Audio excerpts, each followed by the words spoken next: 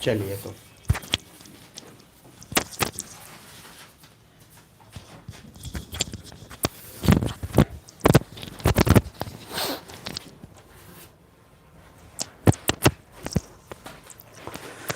तो कल कहाँ तक हुआ था? वाई लॉ इज नेसेसरी हो गया था ना, मतलब इंडिया में क्यों कानून ही इंपॉर्टेंट है। रूल ऑफ लॉ था कि rule of man? Rule of law. Good, ठीक है जी। तो मैंने कल जो बोला था, कितना थीम बोला था टोटल? 9 थीम था। एक बार थीम देखिएगा पूरा, एक बार और ध्यान से, पूरा थीम ध्यान से एक बार देखिए, उस थीम को थोड़ा दिमाग में रखिएगा।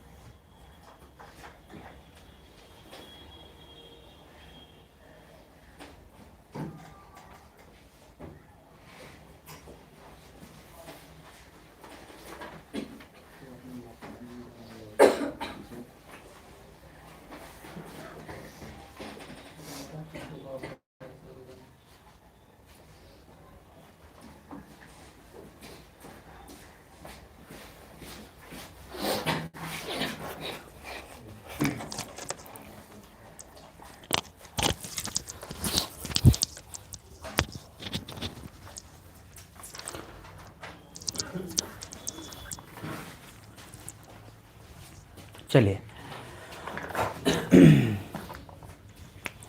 एक लिखिएगा, कॉन्स्टिट्यूशनलिज्म, संविधानवाद।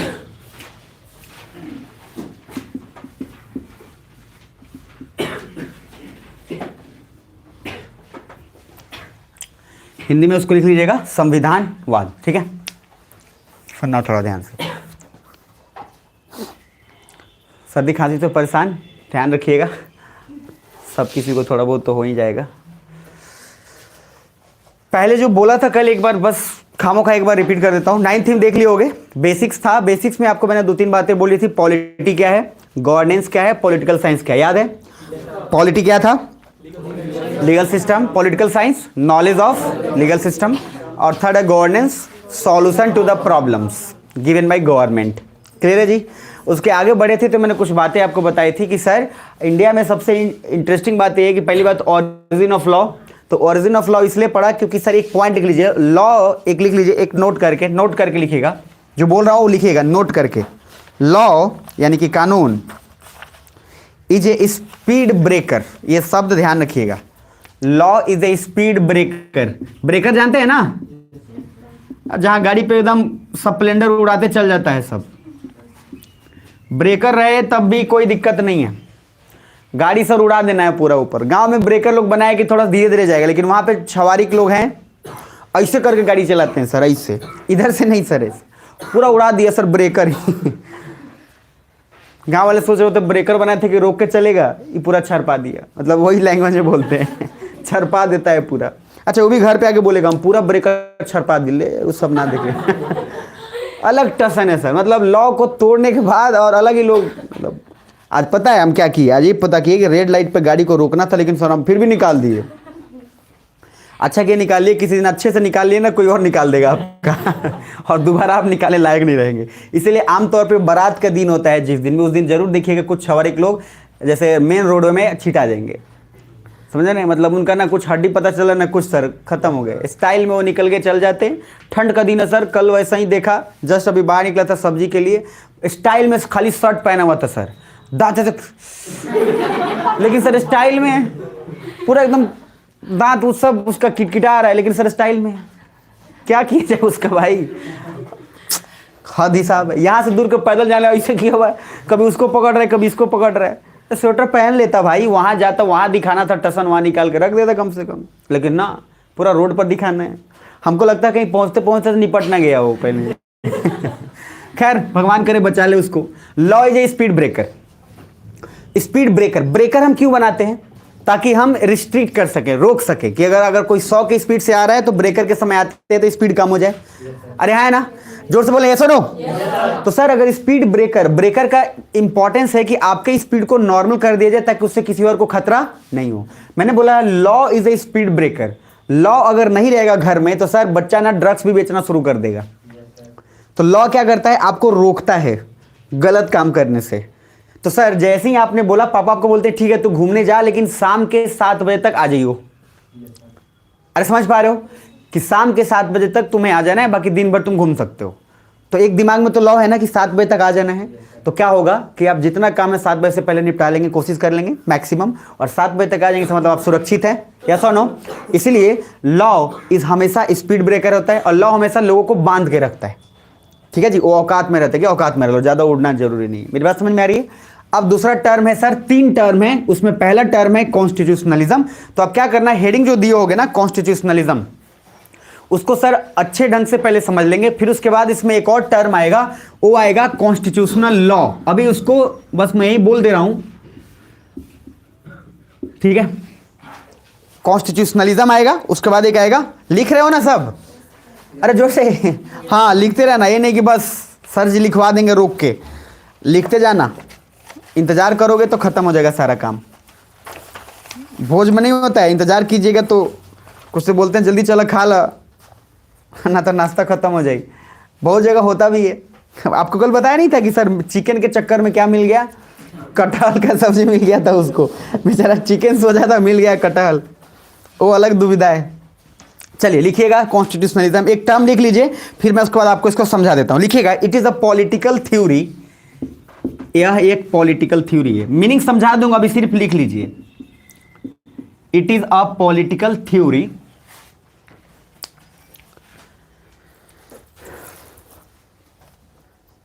आइडिया, मतलब ऐसे लिख लेना, it is a political theory, और या तो आइडिया, ठीक है, या फिर लॉ, लाइन देकर। तो it is a political theory और आइडिया और law to limit the state. और स्टेट यहां पे दोनों में यूज हो जाएगा, कंट्री के लिए भी और राज्य के लिए भी। मैंने बोला था जब कैपिटल स्टेट हो तो क्या होगा, कंट्री के लिए, और जब स्मॉल हो तो राज्य के लिए। तो यहां पे हम जब लिमिट दी स्टेट, तो सर हम इंडिया के कॉन्टेक्स्ट में देखेंगे तो राज्य भी है, तो लॉ उसको भी लिमिट करेगा ही। और कॉन्स्टिट्यूशनलिज्म जो है, मैंने अभी बस सिर्फ आपको बताया है, अब एक ही लहजे में उसको पहले समझा करो। देखो सर मैंने कल ही बोला था, वाद जब भी लास्ट में इज्म होगा वाद होगा, फेडरलिज्म तो संघवाद, ठीक है। उसी तरीके से मैंने बोला कॉन्स्टिट्यूशनलिज्म, इसका मीनिंग है it is an idea to have the constitution. फिर बता रहा हूं, कॉन्स्टिट्यूशनलिज्म में क्या हुआ, एक आइडिया आया एक इंसान के मन में कि सर एक होना चाहिए कुछ लॉ जो इंसान को लिमिट करे और रिस्ट्रिक्ट करे। हमारे दिमाग में आइडिया आया क्या कि सर एक ऐसा लॉ बनाते हैं जिससे लोग क्या है उस काम को और उस बात को क्या करे, फॉलो करे।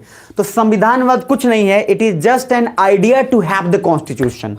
फिर से लास्ट लाइन बोल रहा हूं, लिख लेना कि यह एक आइडिया है कि संविधान होना चाहिए। बस लिख लो जल्दी से एक बार last, it is an idea to have the constitution. यह एक आइडिया है कि संविधान होना चाहिए। It is an idea to have the constitution. It is an idea to have the constitution. यह एक आइडिया दिमाग में आया कि एक कॉन्स्टिट्यूशन होना चाहिए। पहले यहां तक क्लियर है जी, बहुत बढ़िया।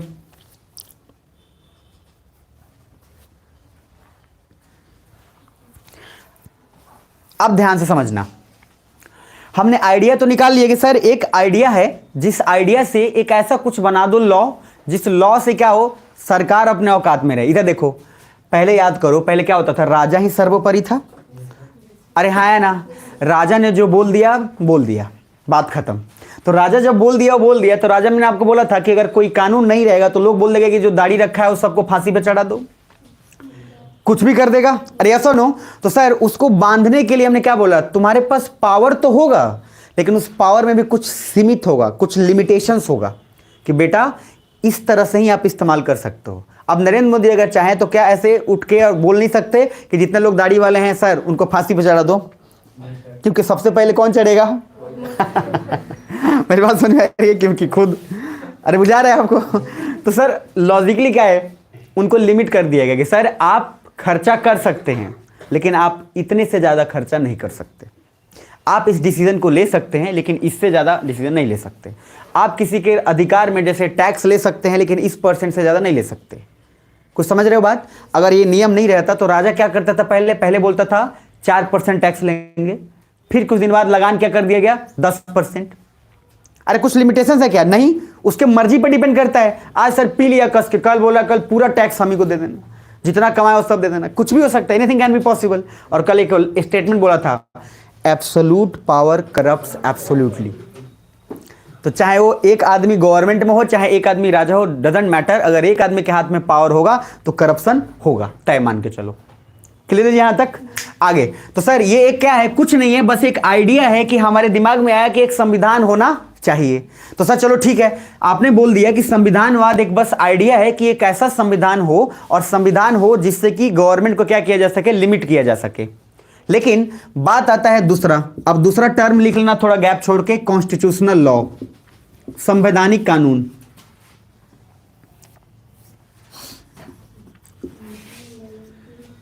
कॉन्स्टिट्यूशनल लॉ में क्या लिखोगे? संवैधानिक कानून।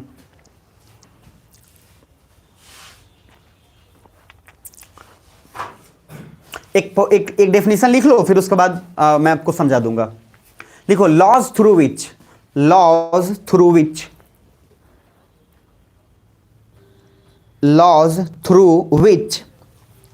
स्टेट पावर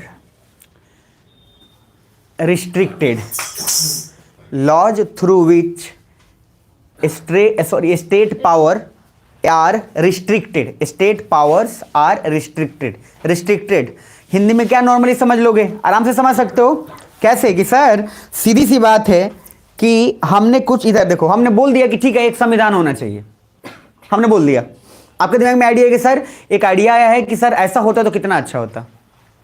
तो सर ऐसा होता तो कितना अच्छा होता, यानी कि संविधान होता तो कितना अच्छा होता। ठीक है, तो संविधान कैसे होगा? जब उसमें कुछ लॉज होंगे, जब कुछ कानून होंगे। तो सर यहां क्या लिखा?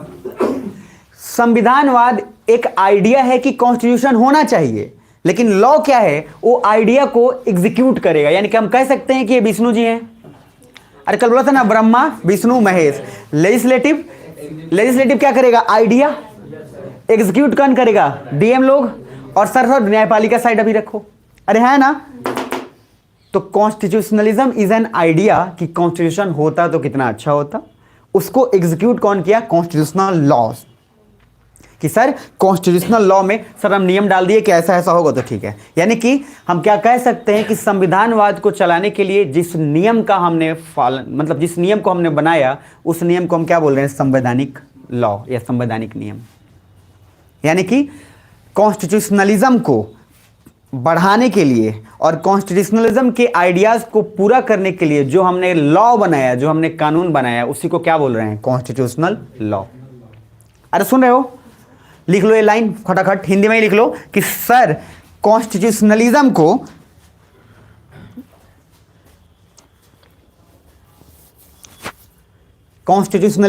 कंप्लीट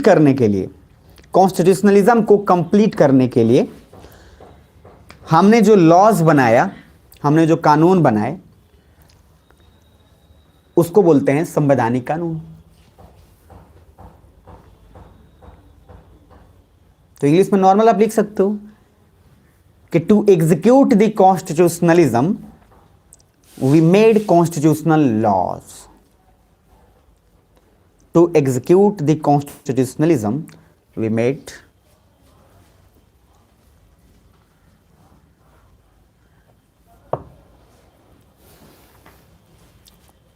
मजा आएगा आपको आज, बाय गॉड बहुत मजा आएगा। नहीं बोलते हैं बाय गॉड, मम्मी कसम, आ जाएगा, देखिएगा, समझिएगा। तो अगर मैं ऐसे कुछ बोलता हूं तो थोड़ा समझना। मैं अब एक और टर्म इसमें नया जोड़ रहा हूं, और वो टर्म कोई और नहीं बल्कि वो है कॉन्स्टिट्यूशन।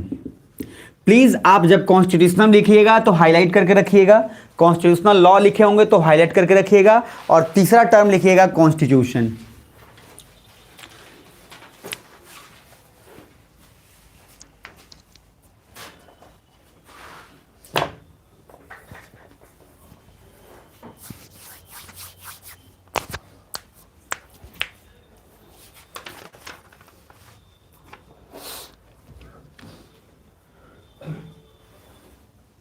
ठीक है जी। तो पहला सवाल उठता है कि सर संविधानवाद, क्या सभी सुन रहे हो ना? सुनना सर, बहुत कॉन्सेप्चुअल चीज है, आपको पता नहीं चलेगा, नहीं तो पॉलिटी में एक नंबर ये खाली रट के कुछ होने वाला नहीं है।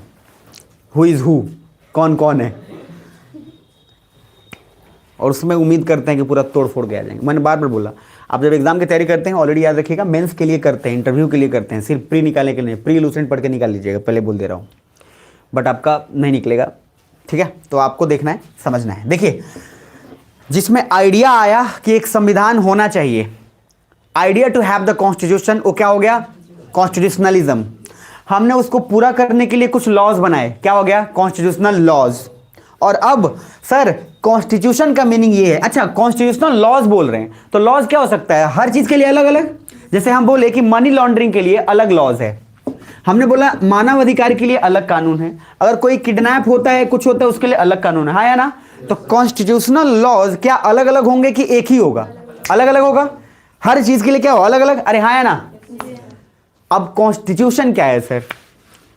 कॉन्स्टिट्यूशन में यही है कि सिर्फ एक ही लॉज हो और उसके अंदर सारे लॉज आए, तब बोलेंगे कॉन्स्टिट्यूशन।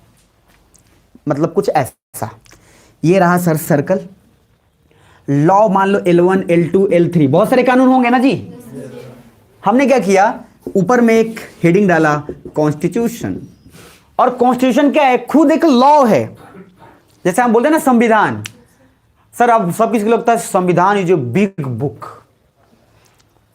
सर संविधान बस एक कानून है, जिस कानून के तहत बहुत सारे कानून हैं, और जिस कानून ने इधर कॉन्स्टिट्यूशन ने क्या बोला कि बेटा ये हम हैं, ठीक है, इसके अंदर L1 L2 L3 L4 etcetera, मेरी बात समझिए।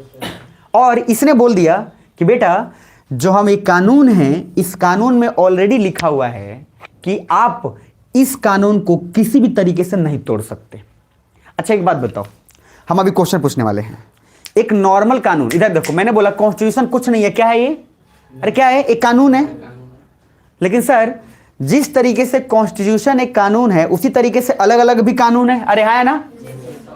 तो फिर हम कॉन्स्टिट्यूशन को सुप्रीम क्यों मान रहे हैं?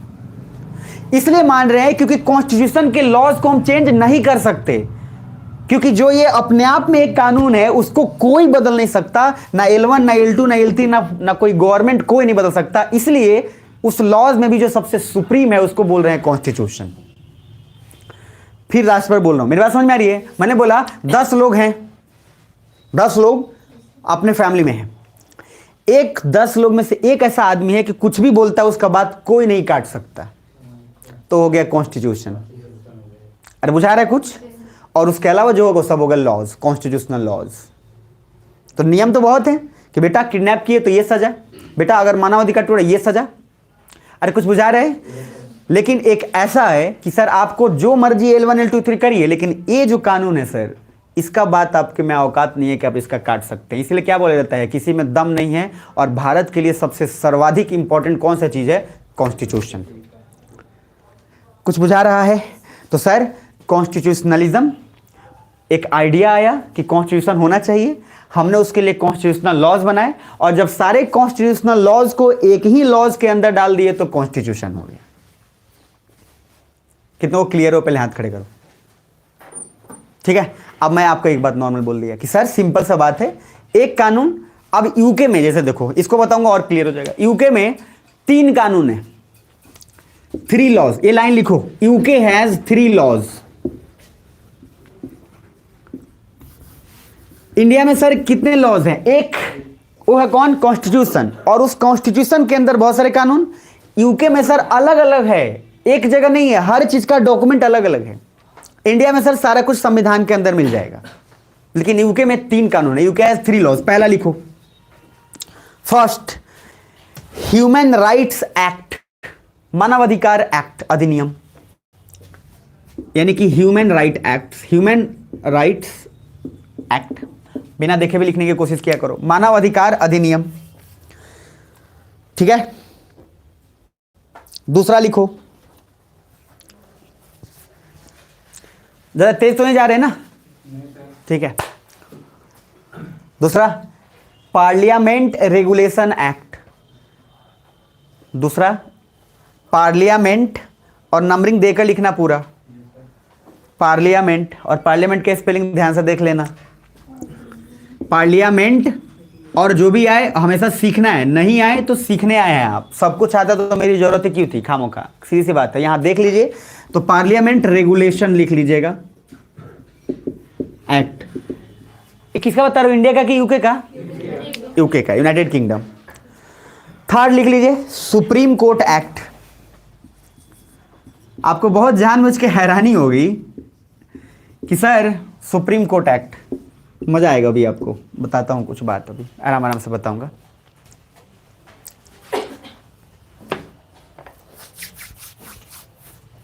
इधर देखिए, यूके में कितना लॉ हो गया? 3। तो क्या हम बोल सकते हैं इन तीनों को कुछ ऐसा, मान लो मैं इन तीनों को घेरने की कोशिश करता हूं और इन तीनों को ऐसे घेर कर मैंने एक नाम दे दिया, कॉन्स्टिट्यूशनल लॉ।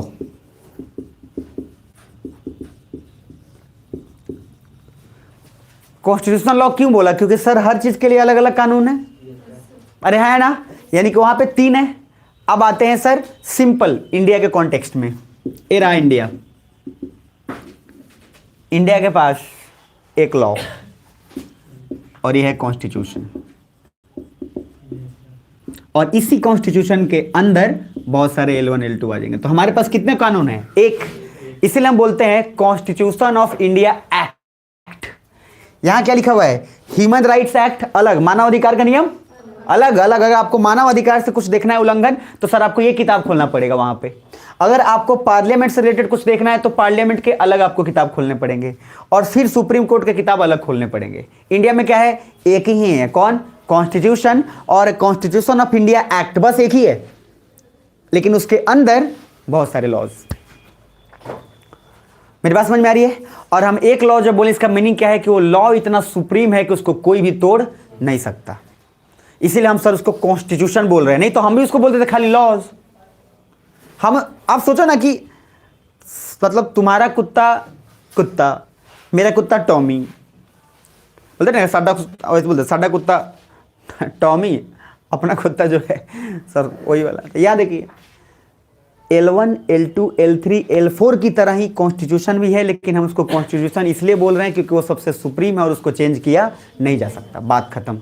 यूके में कितने कानून हो गए? 3। तो यूके को अगर कुछ भी देखना पड़ेगा सर, अगर सुप्रीम कोर्ट से रिलेटेड, तो ये खोलेगा कि ये खोलेगा? Supreme court. लेकिन इंडिया को कुछ भी अगर देखना है तो सिंपल सा कौन सा खोलेगा? कॉन्स्टिट्यूशन में जाएगा, उसके अंदर धारा लिखा हुआ है, ये आर्टिकल है, ये है, इसमें ये फलना लिखा हुआ है, इसमें ये है, आराम से जाके एक किताब में खुल जाए। यहां तक समझ में आ रही है मेरी बात? चलो आगे आओ, नेक्स्ट एक हेडिंग डालो, उसके बाद फिर आगे बढ़ना जल्दी से। तो यूके हैज 3। अच्छा, एक दो बोल दें तो लिख लो, लिखो, पहले लिख लो, one single law that covers, one single law, single किस में लिख लोगे ना? One single law that covers, COVERS, that covers, लिख लिए? अरे रिपीट मत किया करो, बस सुना करो ध्यान से। That covers all regulations of the state.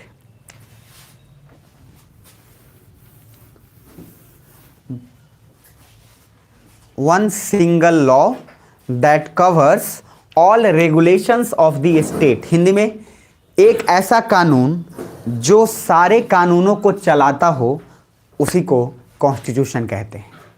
एक ऐसा कानून जो सारे कानूनों को चलाता हो, उसको कॉन्स्टिट्यूशन कहेंगे। यहां तक क्लियर है? तो यूके में कितने कानून हैं? 3। यूके में सुप्रीम कोर्ट एक्ट के तहत भी बहुत सारे कानून होंगे, कोई दिक्कत नहीं है। फिर पार्लियामेंट के अंदर भी बहुत सारे कानून होंगे, लेकिन इंडिया में क्या है? सिर्फ एक ही ऐसा कानून है जिसके अंदर सारा कुछ आ जाएगा। आगे बढ़ रहा हूं, आगे आ रहा हूं, समझना ध्यान से। यूके में तीनों कानून का नाम बोलना जरा, क्या क्या लिखे हो, जल्दी बोलना। पहला बोलो, पहला ह्यूमन राइट्स एक्ट, दूसरा पार्लियामेंट एक्ट, तीसरा सुप्रीम कोर्ट एक्ट। बहुत बढ़िया। अब सर आगे आओ और उसको एक और पॉइंट लिख लो, उसके बाद आगे करते हैं। नोट करके लिख लेना।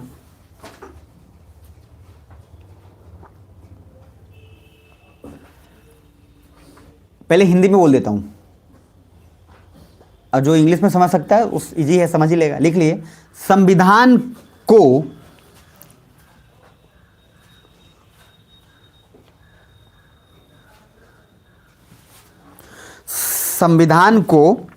संवैधानिक कानून कहा जा सकता है। मतलब कॉन्स्टिट्यूशन, लिखो जल्दी, संविधान को संवैधानिक कानून कहा जा सकता है। इंग्लिश में क्या है, constitution can be called as constitutional law. English लिखना जरूरी है सर? हाँ, लिखना जरूरी है, इंग्लिश बिल्कुल जरूरी है, ठीक है। फिर से हाँ, और आराम आराम से, हाँ फिर बोल रहा हूँ, ध्यान से लिखना है और आराम से बात करना है, ठीक है। चलिए कोई बात नहीं, लिखिए सबसे फर्स्ट कि constitution can B constitutional law but,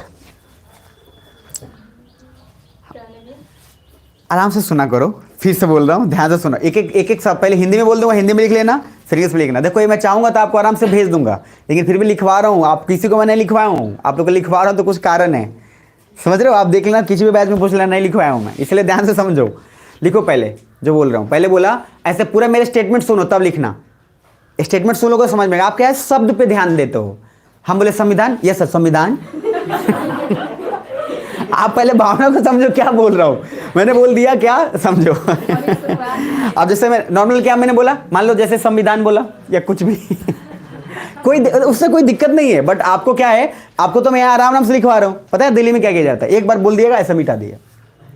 मैं भुक्तभोगी हूँ, मैं जानता हूँ, मैं इसलिए बोला कि आप किसी भी वहाँ पे किसी का नोट्स तैयारी नहीं हो पाता है, 3 साल तो खाली नोट्स से तैयार करने में लग जाता है, मिटा देता। पीछे जो बैठा है वहाँ 500 का बैच है, कितना वो क्या करेगा, पीछे वो पूछ रहे सर अपना अलग निकल गए। पूछने दीजिएगा तो कहेगा क्लास में कहाँ ध्यान था, पहले तो ये पूछेगा यही क्यों हो तुम, आइडेंटिटी कार्ड दिखाओ गजब है सर।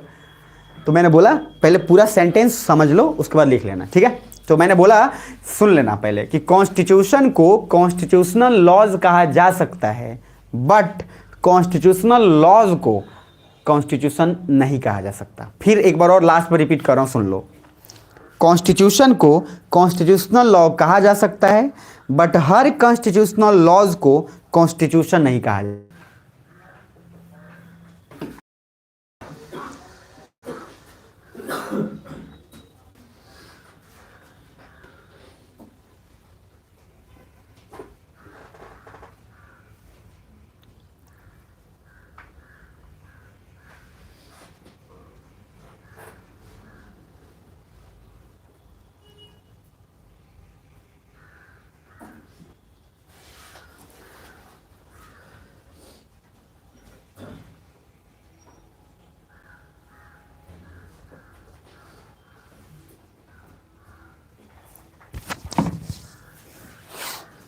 तो मैंने बोला कि कॉन्स्टिट्यूशन, मेरे स्टेटमेंट को समझना। कितने लोग उसको स्टेटमेंट को समझ गए, फिर से एक बार हाथ खड़े करना प्लीज। मैंने बोला कि सर इधर ध्यान से बोला कि कॉन्स्टिट्यूशन को यानी कि संविधान को हम क्या कॉन्स्टिट्यूशनल लॉज बोल सकते हैं? जिसको लगता है हाँ बोल सकते हैं हाथ खड़े करो। मैंने बोला कि कॉन्स्टिट्यूशन है, और इसको मैंने बोला कि क्या कॉन्स्टिट्यूशन को हम लोग कॉन्स्टिट्यूशनल लॉ बोल सकते हैं? तो ऑफ कोर्स बोल सकते हैं, क्योंकि कॉन्स्टिट्यूशन क्या है, वो भी एक क्या है, कानून है। और कॉन्स्टिट्यूशनल लॉज क्या हो गए, अलग अलग लॉज। लेकिन क्या हर कॉन्स्टिट्यूशनल लॉज को कॉन्स्टिट्यूशन कह सकते हैं? नहीं, क्योंकि सर कॉन्स्टिट्यूशन तो खुद सुप्रीम है, उन सब में जो सबसे सुप्रीम है वो क्या है, संविधान है। तो इसीलिए कॉन्स्टिट्यूशनल लॉज को कॉन्स्टिट्यूशन नहीं कह सकते, हर कॉन्स्टिट्यूशनल लॉज को, लेकिन कॉन्स्टिट्यूशन को कॉन्स्टिट्यूशनल लॉ आराम से कह सकते हैं। हर मैंने इसलिए जोड़ा है क्योंकि सर हाँ इसलिए बोला हो सकता है क्योंकि वो डिपेंड, मान लीजिए उतना ही लॉ में से तो एक लॉ है जिसको हमने सुप्रीम माना है। कॉन्स्टिट्यूशनल लॉ 10 है, 10 में से एक लॉज है जिसको हमने क्या माना है, सुप्रीम। इसलिए मैंने स्टेटमेंट क्या जोड़ा आपको कि हर कॉन्स्टिट्यूशनल लॉज को हम कॉन्स्टिट्यूशन नहीं कह सकते हैं, लेकिन कॉन्स्टिट्यूशन को आराम से कॉन्स्टिट्यूशनल लॉज कह सकते हैं। यहां तक क्लियर है जी? आगे बढ़ते हैं। यूके में कितने कानून हैं? 3, इंडिया में 1। अब सर आपको मैं अगर एक डायग्राम बनाऊं और उस टेबल के अंदर आपको बोलूं तो कुछ ऐसा बनाता हूं, समझना। ये हो गया ऐसा, एक आपको आइडिया आया तो क्या हो गया, कॉन्स्टिट्यूशनलिज्म। अरे आइडिया आया कि कॉन्स्टिट्यूशन होना चाहिए तो हो गया सर कॉन्स्टिट्यूशनलिज्म। उसके अंदर आपने क्या किया, कॉन्स्टिट्यूशनल लॉज बना दिया। अरे है ना, तो एक हो गया एक सर्कल कॉन्स्टिट्यूशनलिज्म के लिए, दूसरा हो गया सर्कल कॉन्स्टिट्यूशनल लॉज के लिए, और तीसरा हो गया किसके लिए, कॉन्स्टिट्यूशन के लिए। तो कॉन्स्टिट्यूशन सबसे क्या हो गया, सुप्रीम, उसके अंदर बहुत सारे कॉन्स्टिट्यूशनल लॉज, और सर एक आइडिया आया था कि कॉन्स्टिट्यूशन होना चाहिए, वो हमने एग्जैक्ट क्रिएट कर दिया। ठीक है जी, ये बार बार बता रहा हूं, बहुत इंपॉर्टेंट है, ध्यान से समझ लेना, और उसके बाद आगे बढ़ेंगे। नेक्स्ट एक हेडिंग डालो पहले, तब इसको और समझेंगे आगे विस्तार से। जल्दी डालो।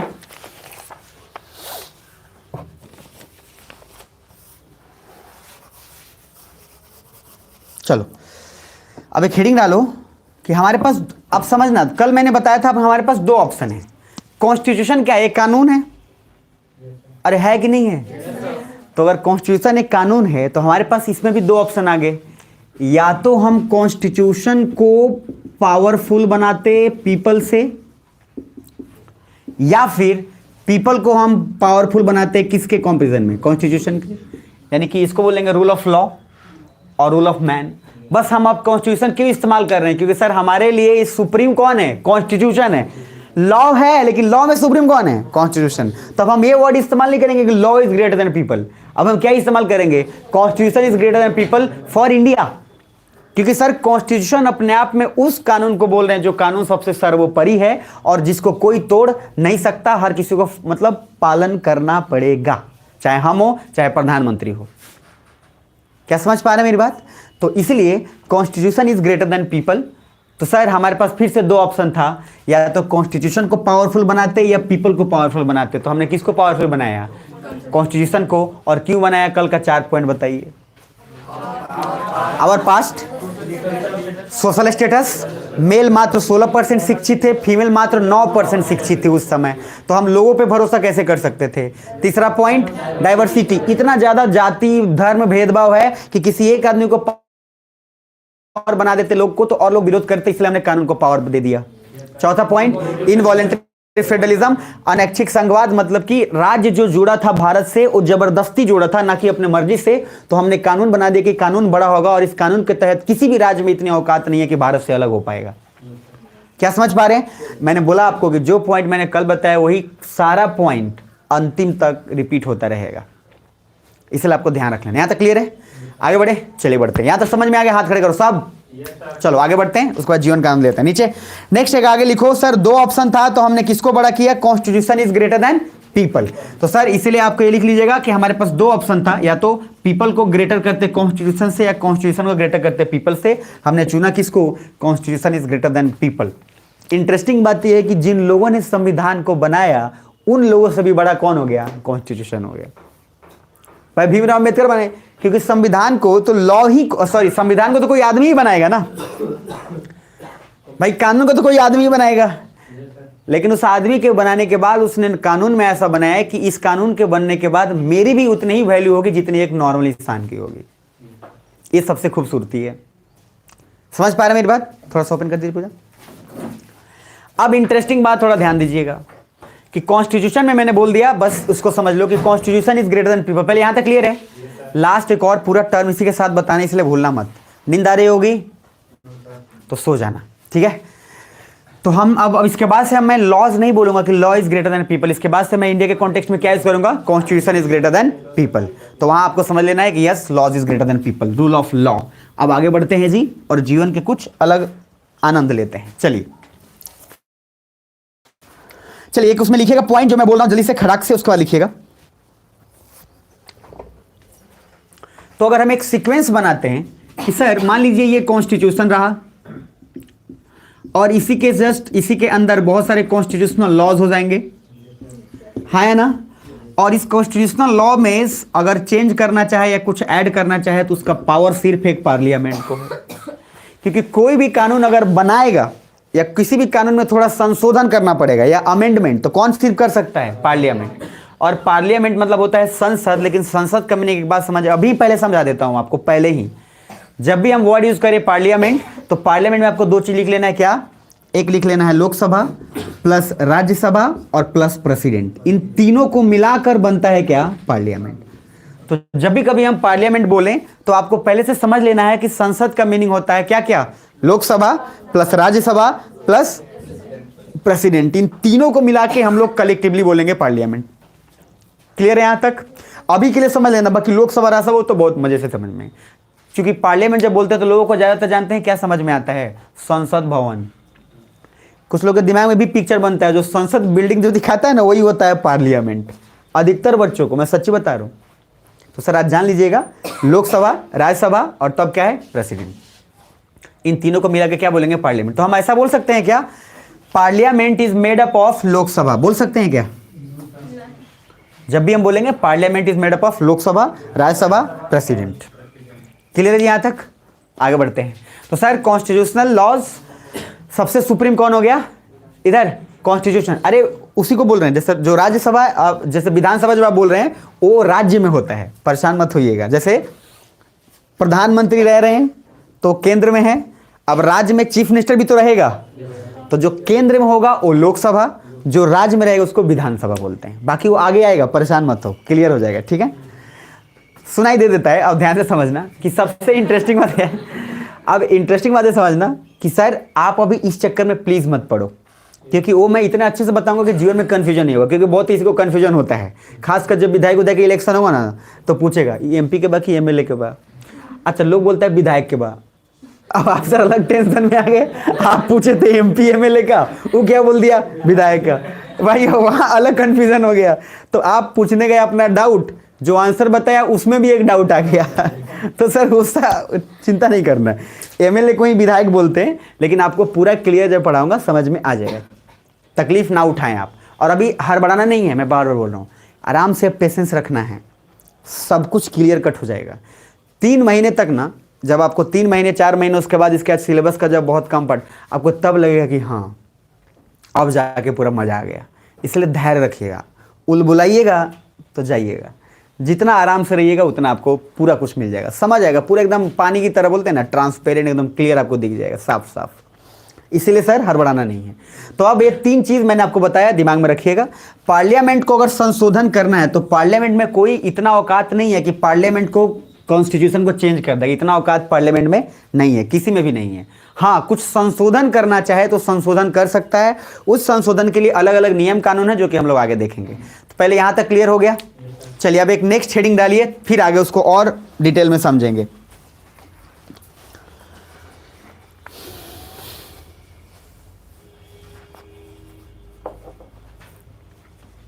अब इधर देखो, बहुत सारे अलग अलग देश हैं जिनका अलग अलग अपना सुप्रीमेसी है। जैसे मैंने बोला कि यूके में वहाँ की अगर चाहें, कौन चाहे कि रानी चाहें और वहाँ का जो चाहे गवर्नमेंट, तो सर 2 मिनट में अपने कॉन्स्टिट्यूशन को चेंज कर देगा।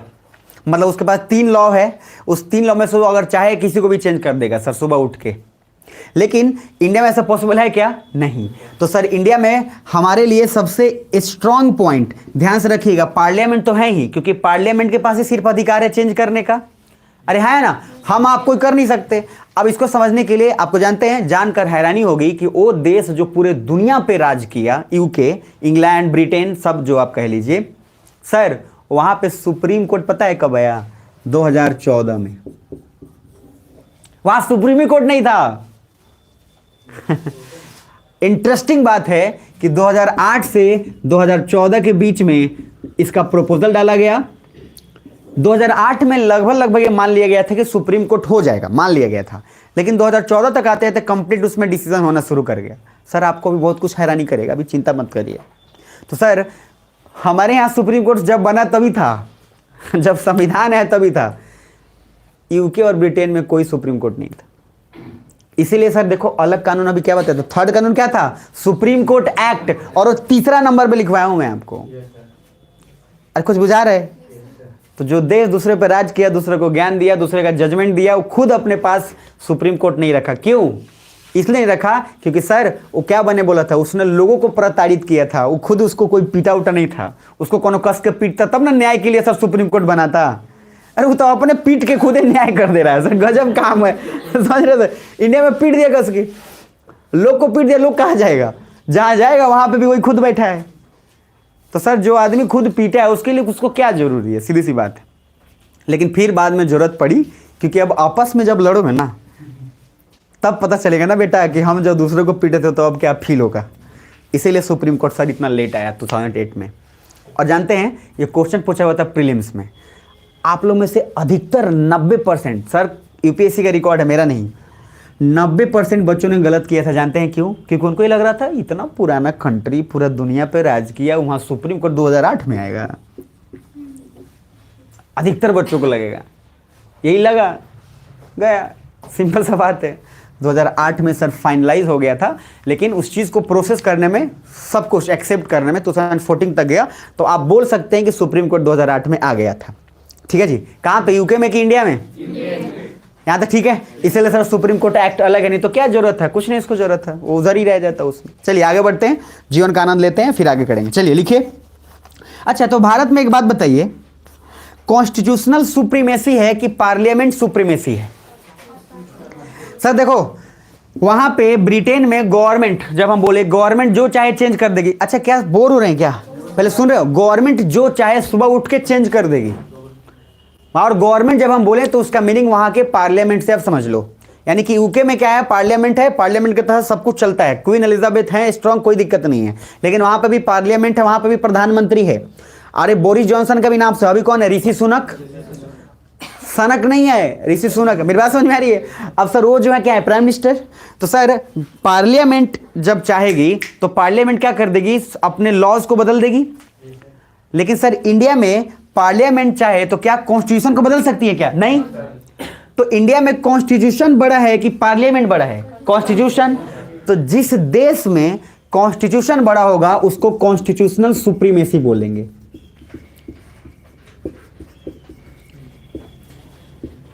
जिस देश में कॉन्स्टिट्यूशन बड़ा होगा, स्ट्रांग होगा पार्लियामेंट से, उसको क्या बोलेंगे, कॉन्स्टिट्यूशनल सुप्रीमेसी।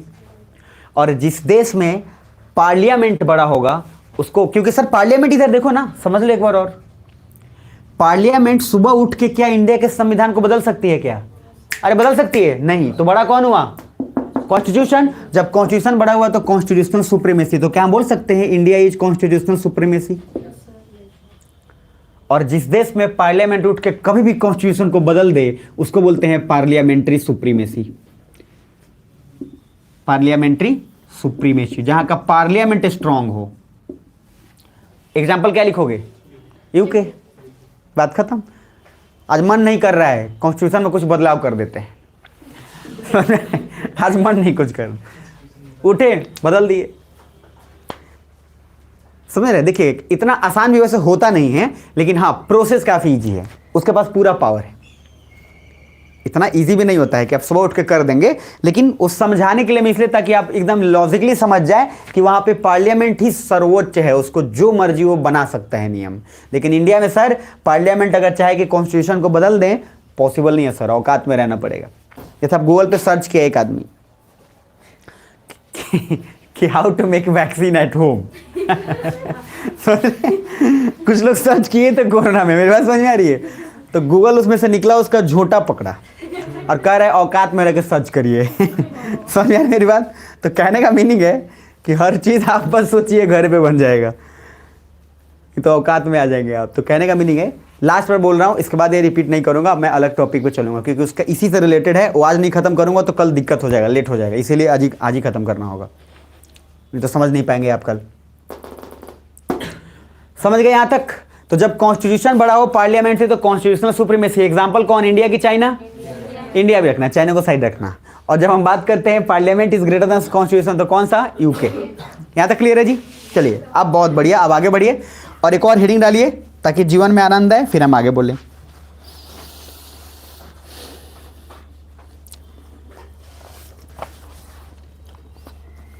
अब मैं क्वेश्चन पूछूंगा कि वाई कॉन्स्टिट्यूशन इज सुप्रीम, तो का आंसर बता दोगे? पक्का? कौन पॉइंट डालोगे? वही 4 पॉइंट? अरे नहीं, कुछ लोग कंफ्यूजन में है। कल बारात उरात से कोई नहीं आया है ना इधर डायरेक्ट मुझे वही लग रहा है कि कल कुछ लोग बारात में जरूर थे। मैं आइडिया लगा सकता हूँ देख के आप लोग को, सच्ची बता रहा हूँ, इसलिए कि मैं देखा हूँ मैं सच्ची बता रहा हूँ, कुछ लोगों का फेस से पता चल जाता है। आप कल जो करेंगे ना वो आपके फेस पे झलकेगा।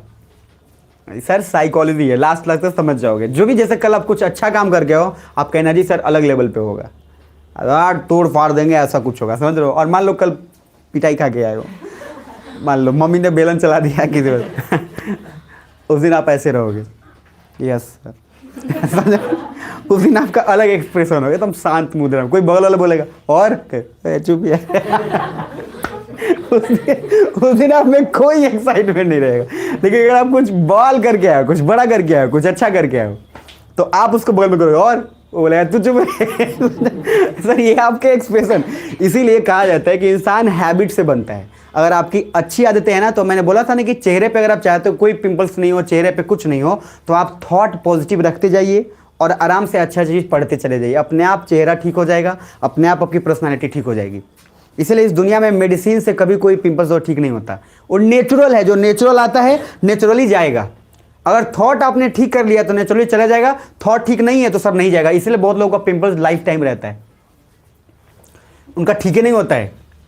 इसका मतलब ये नहीं कि वो नेगेटिव आदमी है, लेकिन हाँ ये जरूर है कि उसमें नेगेटिविटी की मात्रा ज़्यादा है पॉजिटिविटी से, ये जरूर बात है।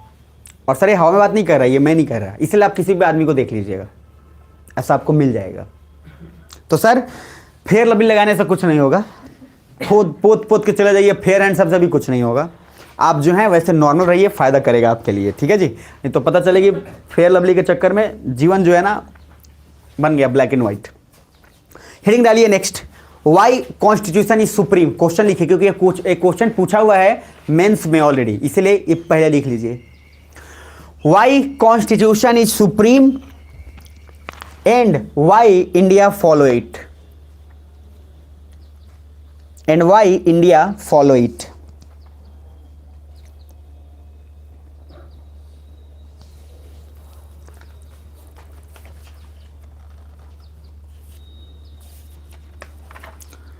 अरे समझ गए पक्का? Why India follow it, India ने इसको आखिर फॉलो क्यों किया? तो सर इसका चारों वही जवाब कल वाला, our past, social status, diversity, involuntary federalism. हमारा इतिहास ऐसा था, चूंकि अंग्रेजों ने हमें इतना पीटा था कि हमें लोग को देखकर भूत की तरह लगते थे, तो हमने सर लोगों को पावर नहीं दिया। दूसरा हमने क्या किया सर, उस समय ऐसा स्थिति था कि लगभग पूरी आबादी अनपढ़ थी, तो हम लोगों ने लोगों में पावर नहीं दिया। और तीसरा इतनी अनेकता है सर, इतनी विविधता है कि उसके लिए हमने नहीं दिया। और चौथा यहाँ पे पॉइंट खाली लिख लीजिए जरूर, 4 बाकी एक्सप्लेन आप बाद में कर लीजिएगा क्योंकि आपको पहले से पता है 4।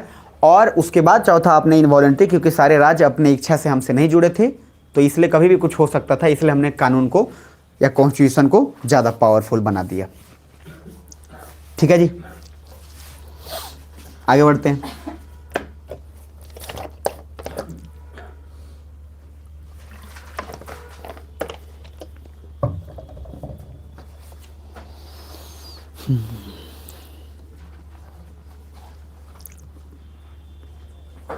यहां तक निकलिए, बहुत बढ़िया।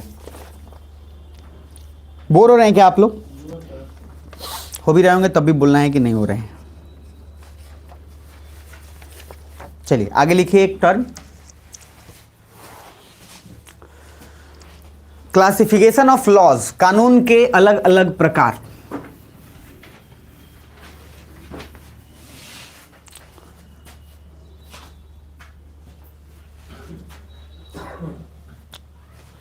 Classification of law. और दिमाग कहीं और मत ले जाना कि 7 तारीख को शादी है सर, मतलब क्या बताएं, और हमको जाना है सर। 1 महीना पहले से ड्रेस का हो जाता है। आप कॉमन सेंस समझिए, अगर शादी एक महीना तो छूटे सर, हम कम ही बोल दिए थोड़ा। कुछ लोग का तो 1 साल से पहले प्लानिंग चल रहा होता है। हाँ सर, भैया की शादी है। कौन वाले भैया? मेरे गांव के बगल का जो दोस्त है उसका बेटा। अरे भाई इतना लंबा चौड़ा रिलेशन बनाया सिर्फ शादी में जाने के लिए। उससे बढ़िया भाई अपना ही कर लेता। समझ में आ रहा है आपको? गजब। 1 साल तक वेट किया, क्या पहनेंगे। मार्केट गए सर, दुकान वाले का दिमाग खराब कर दिया भाई गॉड। वो देखा के परेशान कर रहा है, लीजिएगा नहीं लीजिएगा। एक आदमी गया सर, टोपी खरीदना था उसको, आप समझ रहे सर, टोपी एकदम खरीदा तो पूरा सर टोपी दुकान का दिखवा दिया, पसंद ही नहीं आया। लास्ट में एक टोपी पसंद किया, कह रहा ये बढ़िया है, कह रहा जल्दी से निकल के हराम खोर यहाँ से भाग गया। बोला क्यों? क्योंकि ये वही टोपी है जो ही लाया था। अरे जो ही पहन के गया था वही उसको पसंद है। दुकानदार बोला जल्दी भाग यहाँ से भाई, मेरा उसको दुकान का पसंद नहीं है। अब कुछ लोग ऐसा भी काम करते हैं, दूसरे जगह का दुकान को लेके चल गए उसमें ढूंढवाने, वहाँ पर उनका भी था।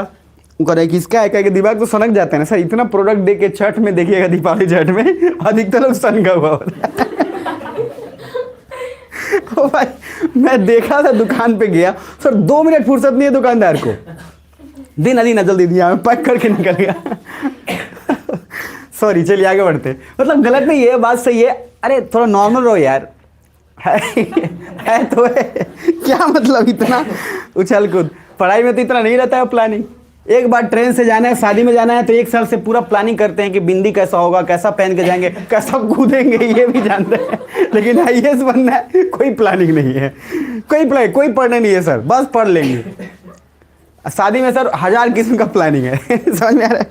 चलिए, क्लासिफिकेशन ऑफ लॉ में 3 बेसिस पे हम लोग बांटेंगे, अलग अलग बेसिस के आधार पर अलग अलग कानून होगा। सुन रहे हो? जब मैं हंसाऊं तो हंस लेना, रिलैक्स हो जाओगे और पीछे का जरूर रिकॉल कर लेना, ये ध्यान रखना।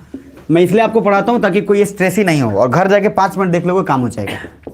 मेरे क्लास में पढ़ाने के बावजूद भी अगर कोई जाकर 5 मिनट रिवाइज नहीं कर रहा है, याद रखना एक बात, क्लास में तो आपको पूरा समझ में आ ही जाएगा, क्लास में से पूरा समझ में नहीं आ रहा और उसके बावजूद घर पे जाके रिवाइज नहीं कर रहा है तभी दिक्कत। इसलिए 5 मिनट काफ़ी है, सोने से पहले एक बार देख के सो जाओ, दिमाग में वही चल जाएगा।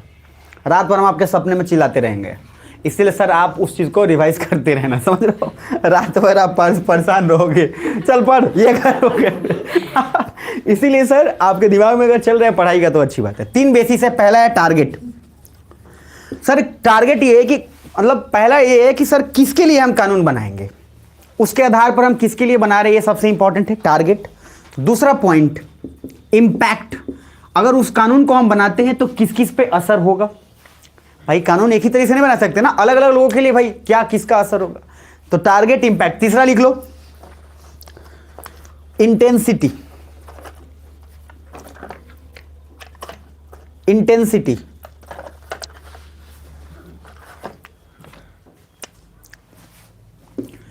इंटेंसिटी, ठीक है जी। टारगेट मतलब कि सर हम कानून बना रहे हैं तो किसके लिए बना रहे हैं, ये सबसे इंपॉर्टेंट। उसके आधार पर देखेंगे कानून के कितने टाइप्स होंगे, फिर हम देख लेंगे कि इंपैक्ट जो कानून बना रहे हैं उससे कितनों पे असर पड़ेगा, उसका टाइप्स देख लेंगे, और फिर ये देख लेंगे कि उस कानून की तीव्रता कितनी है, किस ढंग से, मतलब किसको कितने देर की सजा देनी है, किसको कितना कम, ये सब कुछ वो यहां देख लेंगे। तो पहले टारगेट के बेसिस पे यहीं पे अगर आप बनाना चाहो इसका टाइप्स लिख लो। सबसे फर्स्ट इसमें लिखोगे ए में कानून किसके लिए बनाया जा सकता है, एक फॉर गवर्नमेंट, या तो सरकार के लिए कि सर सरकार को ये करना है ये नहीं करना है, अरे हाँ या ना, और दूसरा सिटीजन्स के लिए, दूसरा फॉर सिटीजन्स,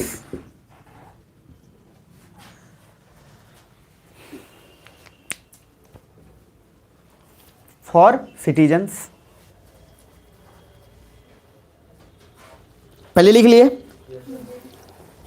अब ये क्वेश्चन पूछना, देखता हूं किसका आईक्यू अलर्ट था, पूछ लूं। अब जैसे बोला आईक्यू अलर्ट था तो कम से कम आपको पीछे का तो जरूर दिमाग में चलना चाहिए। मैंने बोला और आराम से सही सही एक आईएएस की तरह बिहेव करना, चपरासी की तरह मत बिहेव करना। मैं बोला ना कि उसने एक बड़ा अच्छा बात बोला था कि आप किस एटीट्यूड में रहते हैं ये डिसाइड होगा कि आप क्या बनेंगे, तो आप समझिएगा। मैंने बोला कि टारगेट मतलब क्या, कि हम कुछ कानून बना रहे हैं, उस कानून में हम लोग कुछ गवर्नमेंट के लिए कानून बनाएंगे कि बेटा गवर्नमेंट ऐसा ऐसा नहीं कर सकता, ऐसा ऐसा कर सकता है, और कुछ कानून लोगों के लिए बनाएंगे। तो ऐसा कौन सा कानून है जो गवर्नमेंट के लिए है, फिर नहीं समझे, constitution, very good, well done. तो जो आपका कॉन्स्टिट्यूशन हमने उसी लिए तो बनाया आपको शुरुआत में, कॉन्स्टिट्यूशन का स्पेशली प्रमोशन किया था कि बेटा गवर्नमेंट को पावर तो देंगे लेकिन इतनी पावर नहीं देंगे कि वो कुछ भी कर जाए। मैं इसलिए तो हम संविधान बना रहे हैं सर।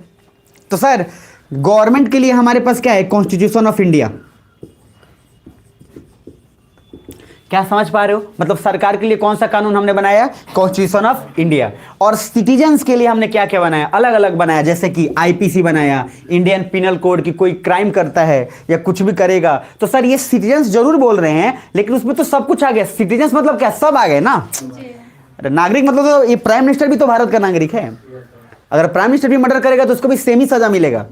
तो जब हम बोले फॉर सिटीजन्स तो सर सारे आ गए, आईपीसी आ गए, चाहे सीआरपीसी आ गया, चाहे सर आपका अलग अलग जितने सारे हो गए लॉ, सब किसके लिए आ गए? सिटीजन्स के लिए। तो पहले क्या लिखोगे? पहले लिखोगे फॉर गवर्नमेंट, कौन सा लॉ है? Constitution of India. For citizens, नागरिक के लिए क्या क्या? IPC, CrPC etcetera. क्या है बताएंगे। जैसे आईपीसी में क्रिमिनल की धाराएं हैं, जैसे बोला ना कि सर मर्डर हुआ है तो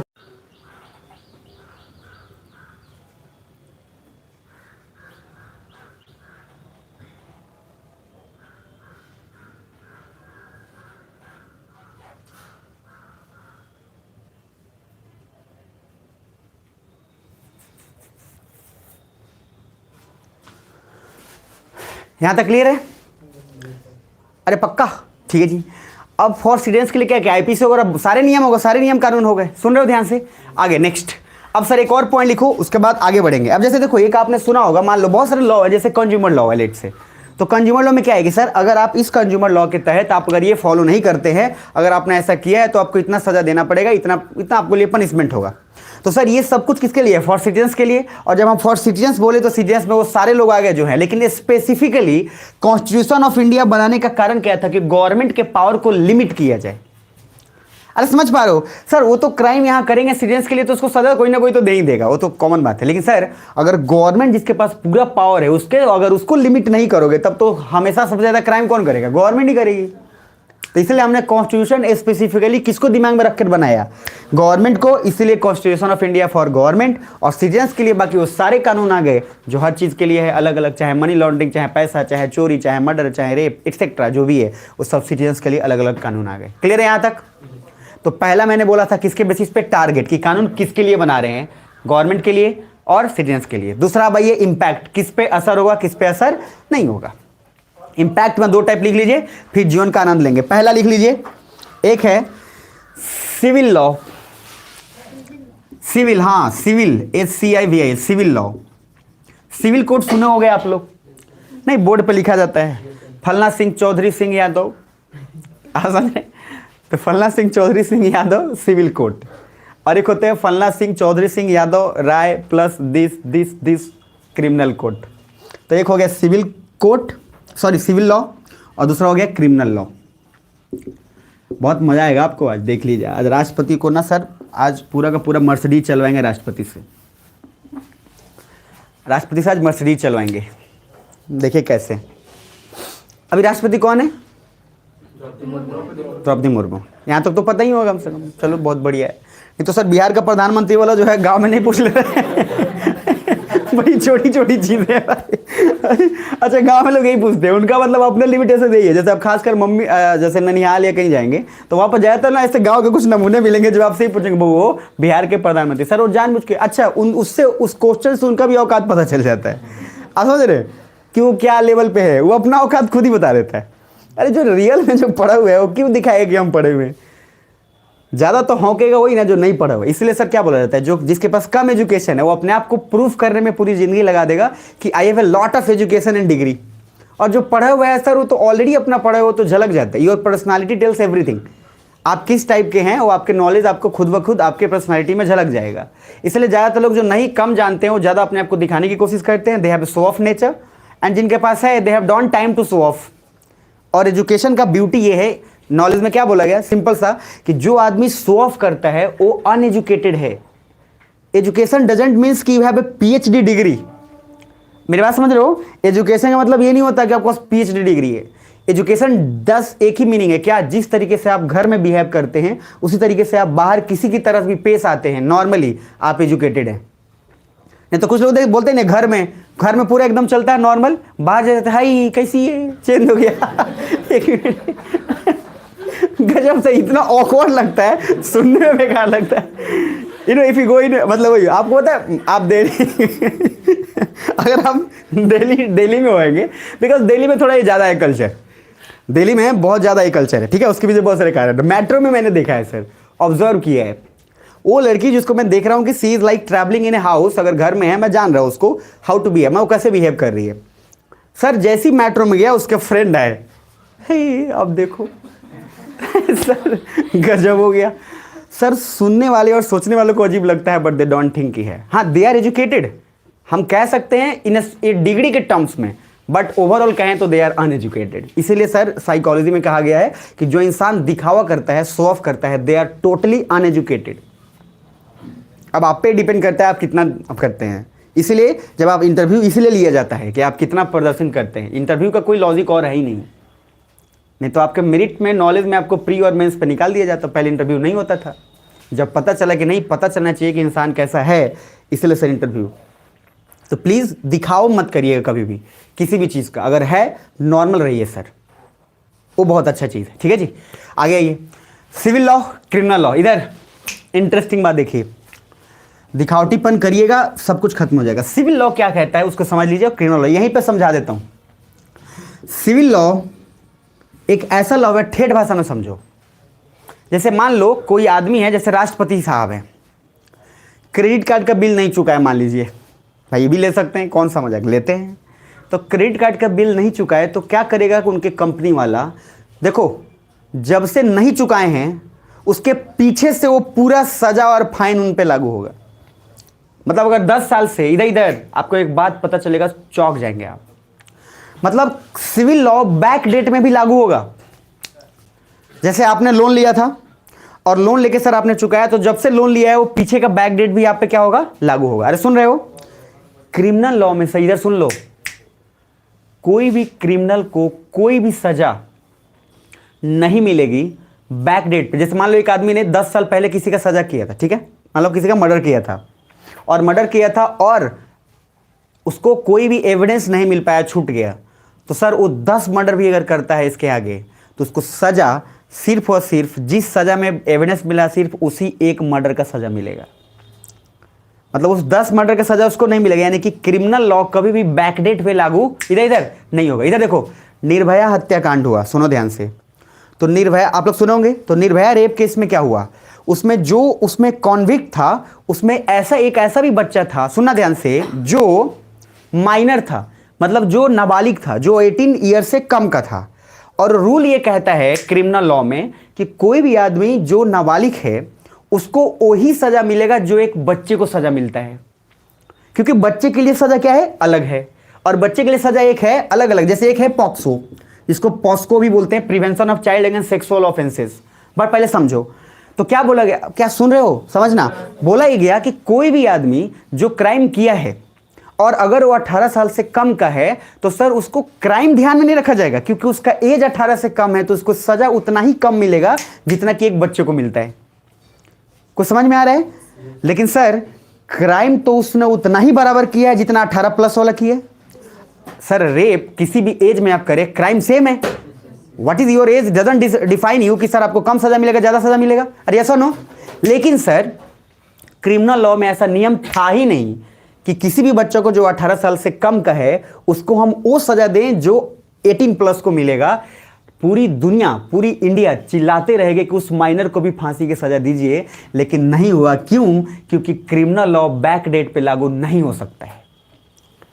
क्योंकि सही इधर, इसीलिए गवर्नमेंट ने तुरंत एक कानून बना दिया क्या कि इसके बाद से कोई भी आदमी अगर रेप करता है तो किसी भी एज का हो उसको सजा बराबर मिलेगा।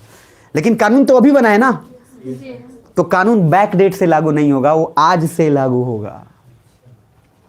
इसी वजह से उस माइनर को नहीं सजा मिला। पूरा आप चिल्लाते रहेगा फिर भी नहीं। और law is law, law is greater than people, constitution is greater than people. अरे समझ रहे हो।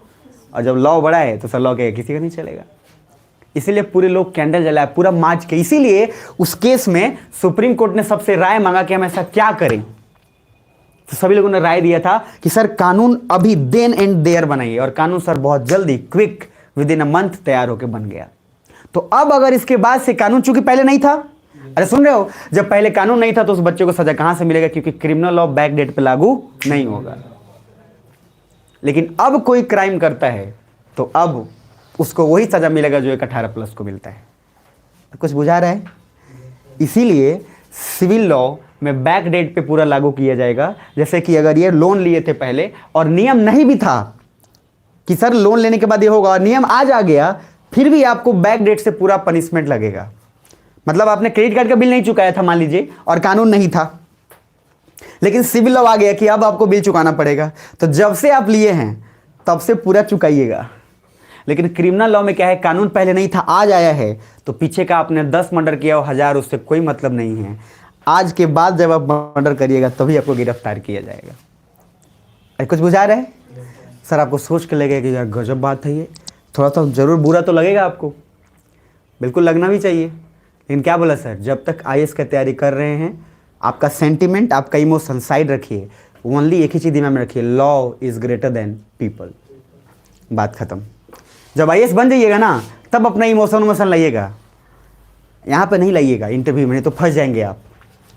जैसे क्या बोलता है, आपसे पूछता है क्वेश्चन, इधर जानते पूछते हो क्यों पूछता है, जबकि वो जानता है बहुत छोटा क्वेश्चन। हर इंटरव्यू में एक क्वेश्चन पूछा जाता है कि आप एक आईएएस ऑफिसर हैं, आपके पापा क्रिमिनल और ब्राइब में हैं इंटरेस्टेड, क्या आप उनको सजा दीजिएगा? सर हर कोई से पूछता है क्वेश्चन यार, जबकि सब कोई को पता है कि ये क्वेश्चन आएगा, फिर भी ये क्यों पूछता है? वो इसलिए पूछता है क्योंकि वो एग्जैक्ट आपसे क्या जानना चाहता है कि सर आप वहां बोलेगा नहीं जी मेरे पापा है सर। सर कुछ भी करके सर, अब आप पापा तो सर अगर आप ऐसा बोल रहे हैं तो भाई गॉड भगवान आपका वाला करे, आईएएस तो नहीं बनिएगा। आपको वहाँ पे एक ही चीज़ बोलना है, सर लॉ सभी के लिए बना है, इधर माई फादर या my mother, anyone, crime same है, सज़ा सेम मिलेगा, और मैं सज़ा वैसा ही दूंगा जो एक लॉ किसी और को सज़ा देता है। आप समझ पा रहे हैं? लेकिन ये क्वेश्चन फिर भी जानबूझकर क्यों पूछा जाता है? क्योंकि आपके इमोशंस को देखा जाता है कितना हावी हो रहा है आपके काम पे, और आपके एक्सप्रेशन से पता चल जाएगा। कुछ लोग के पसीने छूट जाएंगे, कुछ लोग का चेहरा लाल हो जाएगा, कुछ लोग नॉर्मल रहेंगे, और वो जज किया जाता है। इसी वजह से आईएएस ऑफिसर, मैंने बोला बार बार, अगर बनना है बस गांठ बांध के रख लो, कोई हो रगड़ के रख देंगे सर। लॉ अगर बोलता है फांसी सजा देंगे, बात खत्म। बन जाइए, उसके बाद देखिएगा, बचने की कोशिश करिएगा, लेकिन बनने तक तो सर आप लॉ को रखिए। तो कुछ समझ में आ रहा है? आपको अंदर से मन कर रहे हैं पापा कैसे मारेंगे, फिर भी आप क्या बोल रहे हैं? नहीं सर, लॉ ने जो बोला है वही दें। इंटरव्यू तक आप इतनी प्रैक्टिस, हाँ मैंने वही बोला, क्योंकि अगर अधिकतर सर हमें आईएएस बनना, मैंने बोला मैं एक ही आपको पहलू सिखा सकता हूं, सिंपल। अगर आईएएस बनना है तो जो चीज आईएएस वाला मांग रहा है उस चीज को तैयार करके रखिए आप। अगर आईएएस बनना है तो, अगर आपको इमोशंस है, विद्रोह करना है, सर जाइए झंडा लेके जंतर मंतर पे विद्रोह करिए, आप राजनीति में जाइए, क्या दिक्कत है, लेकिन आईएएस नहीं बनिए। इसलिए आईएएस बनने के लिए आपको कोई चीज डेवलप करना पड़ेगा जो मानता है। सिंपल सा बात है, मैं सीधा सीधा जानता हूं, आप लोग यही सिखाता हूं कि चीज, अगर आपको इफ यू वांट कि आपको सेव खाना है, भूख लगी है, लाइन लंबा है, लेकिन आपको सेव चाहिए, तो सर आप लाइन को चीरते तोड़ते जैसे जाके लेके रखिए, बात खत्म है, क्योंकि आपको सेव चाहिए, बात खत्म। उस समय आपको नहीं सोचना है कौन क्या सोचेगा। उसी तरह से आईएएस है, आपको आईएएस बनना है, सिंपल सोचना, लॉ बड़ा है, बात खत्म, कौन क्या सोच रहा है घंटा कुछ फर्क नहीं पड़ता। इसीलिए आईएएस में कहा जाता है कि 1 साल तक अगर कोई अकेले रहा है, रूम में पढ़ा है चुपचाप, तो फिर वो जीवन भर आराम से, इसीलिए क्योंकि आप उस 1 साल में अकेले रहने के बाद क्या हो जाता है, आपको लगने लगता है कि बस सर लॉ और यही चीज़ इंपॉर्टेंट है, वही फीलिंग आपके इंटरव्यू में आ जाती है। इसलिए हर टॉपर बोलता है कि 1 साल अकेले रूम में पढ़े हैं, ताकि उसका कोई फीलिंग्स ही जीरो हो जाता है, और देन उसके बाद आगे वो फिर इंटरव्यू जब बन जाता है तब आप देखेंगे, बनने के बाद भी तो करप्शन होता ही है ना, लेकिन इंटरव्यू तक तो आपको अपने आप को तैयार करके रखना ही है। अरे है ना sir, impact criminal law back date पे लागू होगा कि नहीं होगा? नहीं होगा। तो सर सोचो, कोई आदमी पहले 10 को मारा था और कोई कानून नहीं था सजा के लिए, आज कानून बना है तो उसको कुछ नहीं हुआ, आराम से खुलेआम घूम रहा है। इंटरेस्टिंग, लेकिन क्या कर सकते, कुछ नहीं कर सकते, लॉ इज लॉ। दूसरा सिविल लॉ, कानून आज बना है फिर भी बैक डेट पे आपको पूरा का पूरा लेगा। यहां तक क्लियर है जी? तो सर सिविल लॉ लिख लो, क्रिमिनल लॉ लिख लो, कुछ एग्जांपल लिख लो, बाकी आगे और भी आएगा, लेकिन फिर भी यहीं पे पहले ही समझा देता हूं आप लोग को, लिख लो। चलो सिविल लॉ में लिख लो 2-3 चीज, जैसे प्रॉपर्टी लॉ। सिविल लॉ में क्या है, घरेलू कुछ भी, ठीक है, प्रॉपर्टी लॉस, ठीक है, कंज्यूमर लॉ,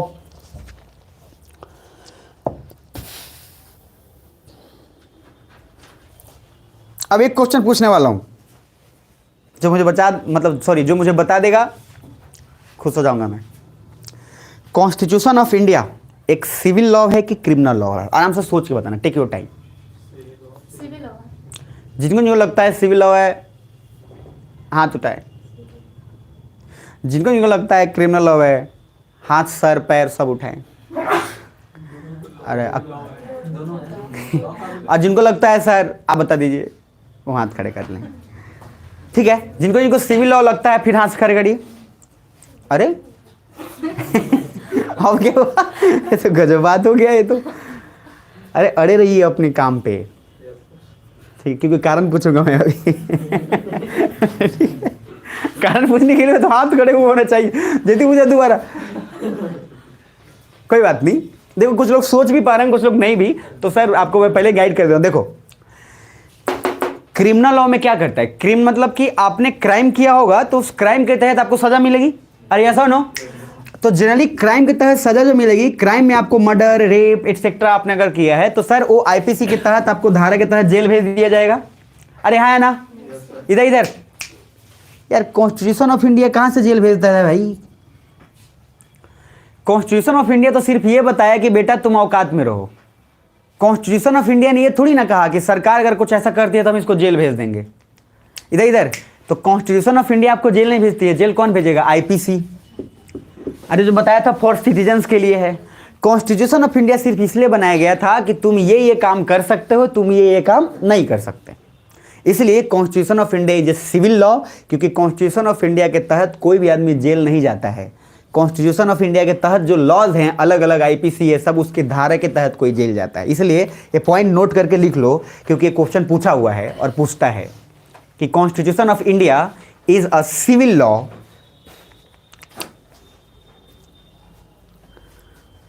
ठीक है, तो पहले तो सिविल लॉ का डेफिनेशन ही लिख लो। जैसे मान लो बोला मैंने सिविल लॉ, तो भी बोला constitution of India civil law है, क्योंकि सिविल लॉ में आपको सिर्फ और सिर्फ कॉम्पेंसेशन मिलता है, मुआवजा। सिविल लॉ आपको जेल नहीं भेजेगा कभी भी, मतलब जो भी सिविल कानून है वो आपको जेल कभी भी नहीं भेजेगा। जैसे सिविल कोर्ट में आप जाएंगे, ठीक है, जैसे सिविल कोर्ट में आप जाएंगे, पहले मेरी बात समझ लो, सिविल लॉ क्या है? सिविल लॉ मतलब यह है जिसमें आपको मुआवजा मिल जाएगा, लेकिन आपको उसमें बोलेंगे सर कि आप उसको जेल भेज दीजिए, तो सिविल लॉ जेल नहीं भेजेगा। जेल कौन सिर्फ भेजेगा? Criminal law. जैसे कि आपके पास क्या हुआ, आप एक बस में गए, वो मान लीजिए बिहार का बस था, सरकारी बस, BSRTC। अरे चलता है ना सरकारी बस, टाइम पे चलता है सर, मजाक नहीं है। आप बैठे, कंडक्टर बोला उतर, बोला क्या हुआ? बोला कि तुम्हारा चेहरा पसंद नहीं है हमको, लेट से बोल दिया। तो आपका फंडामेंटल राइट क्या हुआ? वायलेट हुआ, क्योंकि अधिकार था कि भाई सब बैठ रहे हैं, हम भी बैठ सकते हैं, गवर्नमेंट ने बोला हुआ है, लेकिन तुम्हारा क्यों कर रहा है? अरे सुन रहे हो? तो आप क्या करिएगा, सर ये आपका सिविल, उसने आपका क्राइम किया है कि सिविल लॉ वाला किया है? सिविल लॉ वाला। थप्पड़ भी मारा नहीं है क्योंकि वो मार देता तो बवाल हो जाता। आप समझ रहे? तो सर आपको बैठने नहीं दिया, बोला कि तुम्हारा चेहरा हमको पसंद नहीं आया, इसलिए हम तुमको बैठने नहीं देंगे। आप कहाँ पहुंचे सर? अब आप क्रिमिनल कोर्ट में जाइएगा कि सिविल कोर्ट में? सिविल कोर्ट में जाइएगा। तो सिविल कोर्ट में जाइएगा तो आप बोलिएगा कि सर हमको कंडक्टर ने बैठने नहीं दिया है। तो बैठने नहीं दिया है तो क्या करेगा? बोलेगा कि यार इसको बैठने दो, प्लस आपका जो मुआवजा, इधर याद रखिएगा, मुआवजा जो है, बोलेगा ठीक है इसको दो, आपका अधिकार आपको दे दिया। अब आप बोलेगा नहीं सर हम चाहते हैं कि कंडक्टर जेल में जाए। अरे समझ रहे हो? तो सर उसका पावर सिविल लॉ में नहीं है। सिविल लॉ सिर्फ और सिर्फ क्या किया, आपका जो वैल्यू था वो बराबर आपको दिला दिया कि नहीं इसको भी बैठने दो। मेरी बात समझ में आ रही है? लेकिन अगर आप चाहते हैं कि कंडक्टर जेल जाए, क्राइम अगर कुछ किया है, आपको चाकू मार दिया मान लीजिए, तब सर उसको सजा कौन देगा? क्रिमिनल लॉ की सिविल लॉ? Criminal law. इसीलिए constitution of India civil law है, क्योंकि इसमें कोई भी जेल नहीं जाता है, वो जेल भेजेगा नहीं। और सर क्रिमिनल लॉ में क्या है सर? प्रोविजन है, जेल भी जाएगा, फांसी पे भी चढ़ेगा, हर जगह जाएगा। इंटरेस्टिंग एक मुद्दा आपको बताता हूं जो जानबूझ के आपको बहुत मजा भी आएगा और बेकार भी लगेगा। डिवोर्स जानते हैं? डिवोर्स कौन नहीं जानता सर? सब जानते हैं। अरे है ना सर? डिवोर्स बताना ये सिविल लॉ है कि क्रिमिनल लॉ है? सिविल लॉ है। अधिकतर लोग इसमें एग्री होंगे, अब तो समझ ही गए होंगे। लेकिन सर समझिएगा कुछ बात को, जब आप डिवोर्स ले रहे हैं तो आप सिविल कोर्ट में गए कि सर अब हम एक दूसरे के साथ नहीं रहना चाहते, बाई गॉड दिमाग खराब हो गया, इसका चेहरा देख के माथा खराब हो जाता है, ऐसा आपने बोल दिया। जज ने बोला ठीक है डन। लेकिन सर अब आपने एक बात बोला कि सर ये मुझे परेशान करता है, प्लस ये मुझे घरेलू हिंसा के तहत कभी ईंटा उठा के मार दिया, कभी चप्पल उठा के मार दिया, तो सर अब क्या हुआ? वो वायलेंस हुआ। देन डिवोर्स, इसीलिए बोला जाता है कि डिवोर्स में दो केस होते हैं, एक सिविल कोर्ट में भी और एक क्रिमिनल कोर्ट में भी। इसीलिए अगर घरेलू हिंसा का आप पे इधर लगा है इल्जाम, तो आप पहले जाइएगा पहले सिविल कोर्ट में, वहाँ फैसला होगा डिवोर्स लेना है कि नहीं लेना है। फिर कहाँ जाइएगा? क्रिमिनल कोर्ट में, वो फैसला सुनाएगा कि आप हिंसा किए हैं। तो दैट्स वाई डिवोर्स को हम बोलते हैं कि डिवोर्स जब तक सिर्फ अपनी मर्जी से हो रहा हो तब तक वो सिविल लॉ है, लेकिन डिवोर्स में अगर हिंसा आ जाए तो कौन सा लॉ हो गया हो? Criminal law. इसलिए ज़्यादातर केसेस में बिहार में ये होता है कि डिवोर्स केसेस में ज़्यादातर में दोनों केस में क्विट चलता है, क्योंकि यहाँ प्रताड़ित बहुत किया जाता है। अच्छा, ये दोनों पे है, जेंडर इक्वालिटी है। लेडीज़ भी इतना मार मारी हस्बैंड को कमर टूट गया इतना पीटा भाई को चला नहीं जा रहा है उससे, परेशान है, जो मिला झाड़ू उड़ू दबा दबा के दे दिया, सारा टूट गया। तो sir civil law becomes criminal law कब? जब सर उसमें हिंसा का पार्ट आ जाए, वायलेंस का पार्ट। सुन रहे हैं ध्यान से? ऐसे हम जब बोलेंगे सिर्फ डिवोर्स जब अपनी मर्जी से हो, that is a civil law. अरे बोल रहे हो क्या? अब सर ये क्रिमिनल लॉ, यहाँ तक क्लियर है? तो सर सिविल लॉ मैंने बोल दिया आपको 2-3 बात ध्यान से। सिविल लॉ में जेल नहीं भेजता है, सिविल लॉ बैकडेट पे लागू होता है, क्रिमिनल लॉ में बैकडेट पे लागू नहीं होता। इसलिए निर्भया केस में कानून नहीं था, तो जो नाबालिग लड़का था उसको सजा नहीं मिला। कानून बाद में आया, तो जब से आया कानून उसके बाद से लागू होगा, कानून वो पीछे से लागू नहीं होगा, क्योंकि वो क्रिमिनल लॉ है। यहाँ तक क्लियर है? तो आपके चिल्लाने से भी कुछ नहीं होगा। अगर क्रिमिनल लॉ में है, कानून पहले नहीं है, तो उसको सजा नहीं मिलेगा। इसीलिए जानबूझकर बड़े बड़े टेररिस्ट ग्रुप पाकिस्तान का वो क्या करता था, बच्चों लोग को हथियार देता था। आपको और आगे पढ़ाऊंगा मैं फिर से इंटरनल सिक्योरिटी में। 18 साल से कम के बच्चों को हथियार दिया, इंडियन मुजाहिदीन नाम का ग्रुप बनाया, इंडिया से बहुत सारे मुस्लिम्स को लेके भड़का के लेके गया, उनके हाथ में गन दिया। इसलिए आप ज़्यादातर मूवी में देखना तो बच्चों को ज़्यादातर यूज किया जाता है, छोटे छोटे बच्चों को, क्योंकि इंडिया में लॉ था ही नहीं। वो बच्चा अगर किसी को 10 को मारा हुआ है ना, अगर 18 साल से कम का बच्चा है, अगर 10 को मारा हुआ है, फिर भी उसको सजा वही मिलेगा जो एक बच्चे को सजा मिलता है। अरे कुछ बुझा रहा है? क्योंकि वो पाकिस्तान जानता था कि इंडिया में कानून नहीं है। जब से कानून आया 2014 और उसके बाद निर्भया केस के बाद, तब से बच्चों को यूज करना कम कर दिया गया।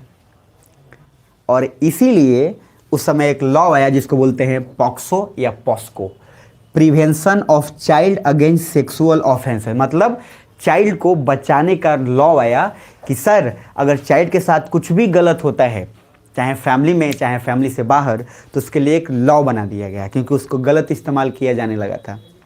एक इसका बेस्ट एग्जांपल आप देखेंगे तो एक आप मूवी हो, अगर पता नहीं कहीं देखोगे नहीं देखोगे, ठीक है, खैर नहीं भी देखोगे तो कोई दिक्कत नहीं है। आप ज़्यादातर मूवी में जरूर देख लेंगे कि बच्चों को बैग में कभी बम या ड्रग्स या उस हिसाब से रख के उनका इस्तेमाल किया जाता है। इसीलिए बॉम्बे में जो एसोसिएशंस बहुत सारे हैं उसमें बच्चों को ट्रेंड किया जाता है, और वो सब 18 साल से कम के बच्चे होते हैं, उनसे मरवा दिया जाएगा। और सर यही नहीं, बहुत सारे पॉलिटिकल ग्रुप भी इसका इस्तेमाल करती है, बहुत सारे राजनीति पार्टीज भी इस्तेमाल करती है। इसलिए 18 साल से कम के बच्चों को बंदूक दिया जाता है, और देने के बाद किसी भी लीडर को जो उनके अगेंस्ट में मार दिया जाता है। इसीलिए अधिकतर क्राइम, ज़्यादा मर्डर में 9th-10th के बच्चे शामिल होते हैं। आप अधिकतर क्राइम जो देखेंगे ना जो हुआ है उसमें 9th-10th के बहुत सारे बच्चे होते हैं, बहुत सारे। जितना बड़ा बड़ा हुआ, आप जाके गूगल सर्च करेंगे, अधिकतर में आपको दिखेगा कि school boy has killed this, school boy has killed that, इस टाइप से। लेकिन अब क्या है, कानून है, तो अब अगर वो करता है तो अब उसको वही सज़ा मिलेगा जो उसने क्राइम किया है, इसलिए सज़ा नहीं मिलेगा जो उसका एज है। और बुझा रहा है कुछ? तो इसलिए सर क्रिमिनल लॉ तब जाकर इंडिया ने बनाया, क्योंकि इंडिया के लिए सिर्फ इसलिए खतरनाक बन गया था, इंडिया में ही नहीं बाहरी देश इस्तेमाल करने लगा था। चाइना ने सर एक रिपोर्ट के अनुसार चाइना ने 213 बच्चों को ट्रेन किया था, और 213 बच्चों को यूज किया था 1962 के वार में, और वार नहीं कॉन्फ्लिक्ट था वो। कुछ बुझा रहा है मेरी बात? क्यों? क्योंकि लॉ हमारे पास नहीं था, इसीलिए हमें जानना जरूरी है सर। इसलिए मैं बोला IAS का, नहीं तो ये कहाँ से पता चलेगा, वो नहीं पता चलेगा। अरे सुन रहे हो?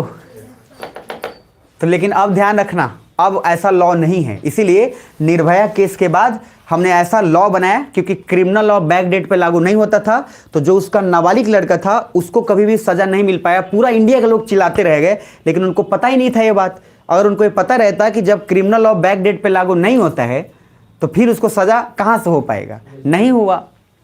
जब कानून बनाया गया और उसके बाद कुछ लोगों ने ऐसा तिगड़ी बिगड़ी कराया, जानते हैं क्या? ये करना का सोचा कि आज कानून बना है, अब इस लड़कों को सजा देने के लिए आज के बाद कोई कांड के लिए प्रोवोक करते हैं, ताकि कोई कांड करे। अब लॉ है, अब चढ़ा देंगे। अरे कुछ समझ में आ रहा है? सर उन लोगों को सजा दिलाने के लिए ऐसा करना हमारा राइट नहीं कहता है, लेकिन सर एक इंसानियत के नाते भी तो मन कहता है ना कि इसको जीने का भी हक तो नहीं है। इंसानियत के नाते ठीक है, वो भी तो कहता है कि जीने का हक नहीं है। और कभी कभी सर लॉ जो है अपना पावर दिखाती है, समझ में आ रहा है, जहां पे वो लॉ को साइड रख के भी अपने आड़ में ही रख के गलत तरह से इस्तेमाल। जैसे जज है, जज अपना कर लेता है, जज के पास पावर है, वो घुमा फिरा के इस्तेमाल कर देता है।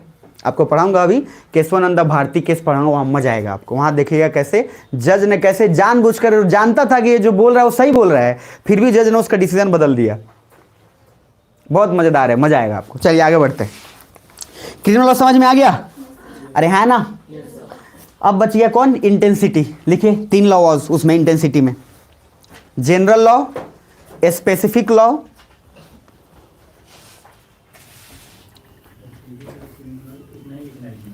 ठीक है। सिविल और क्रिमिनल लिख लेना है। सिविल लॉ और क्रिमिनल लॉ तो आप लिख लिए ना। उसमें सिविल लॉ में क्या बोला था, एग्जाम्पल में सब तो बोल ही दिया हूं। क्या क्या?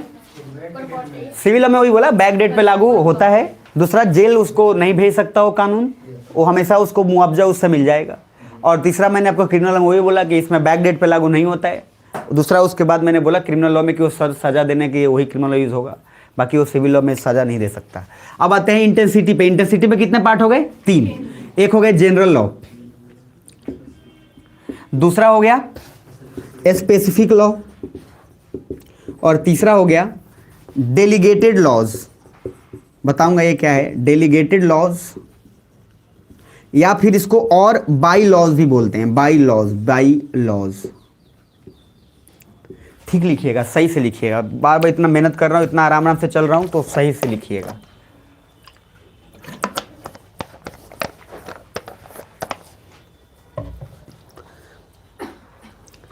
ठीक है यहां तक?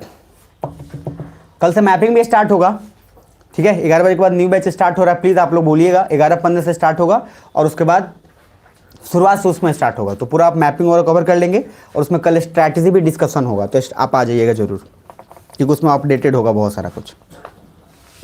लिख लिए general law, specific law, bylaws. लिख लिए? अरे है ना, तो बोलो। ठीक है, बहुत बढ़िया। अब एक और बोल रहा हूं, उस पॉइंट को लिख लो।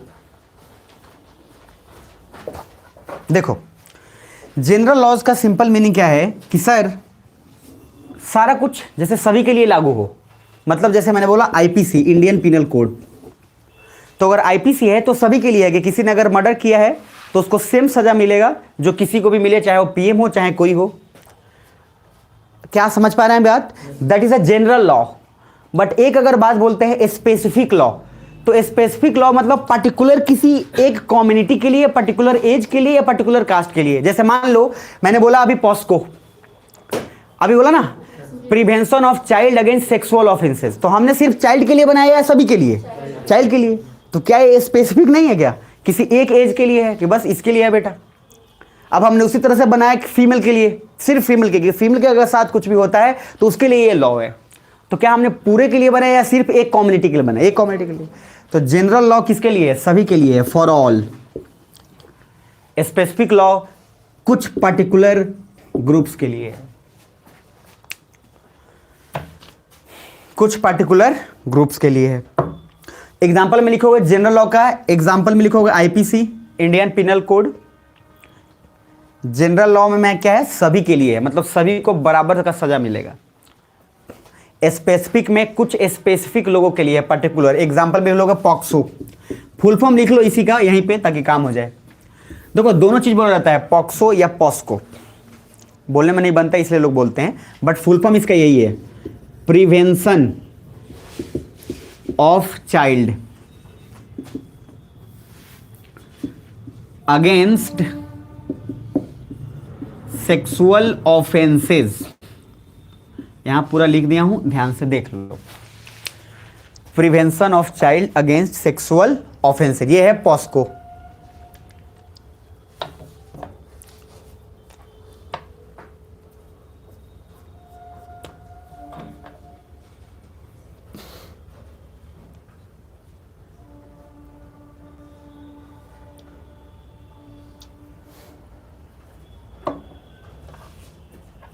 हो गया जी, लिख लिए? चलो अब लिखो थर्ड। पहले यह पहले समझ में आ गया, मतलब जनरल लॉज सभी के लिए। एग्जाम्पल में क्या लिखे, आईपीसी, इंडियन पिनल कोड।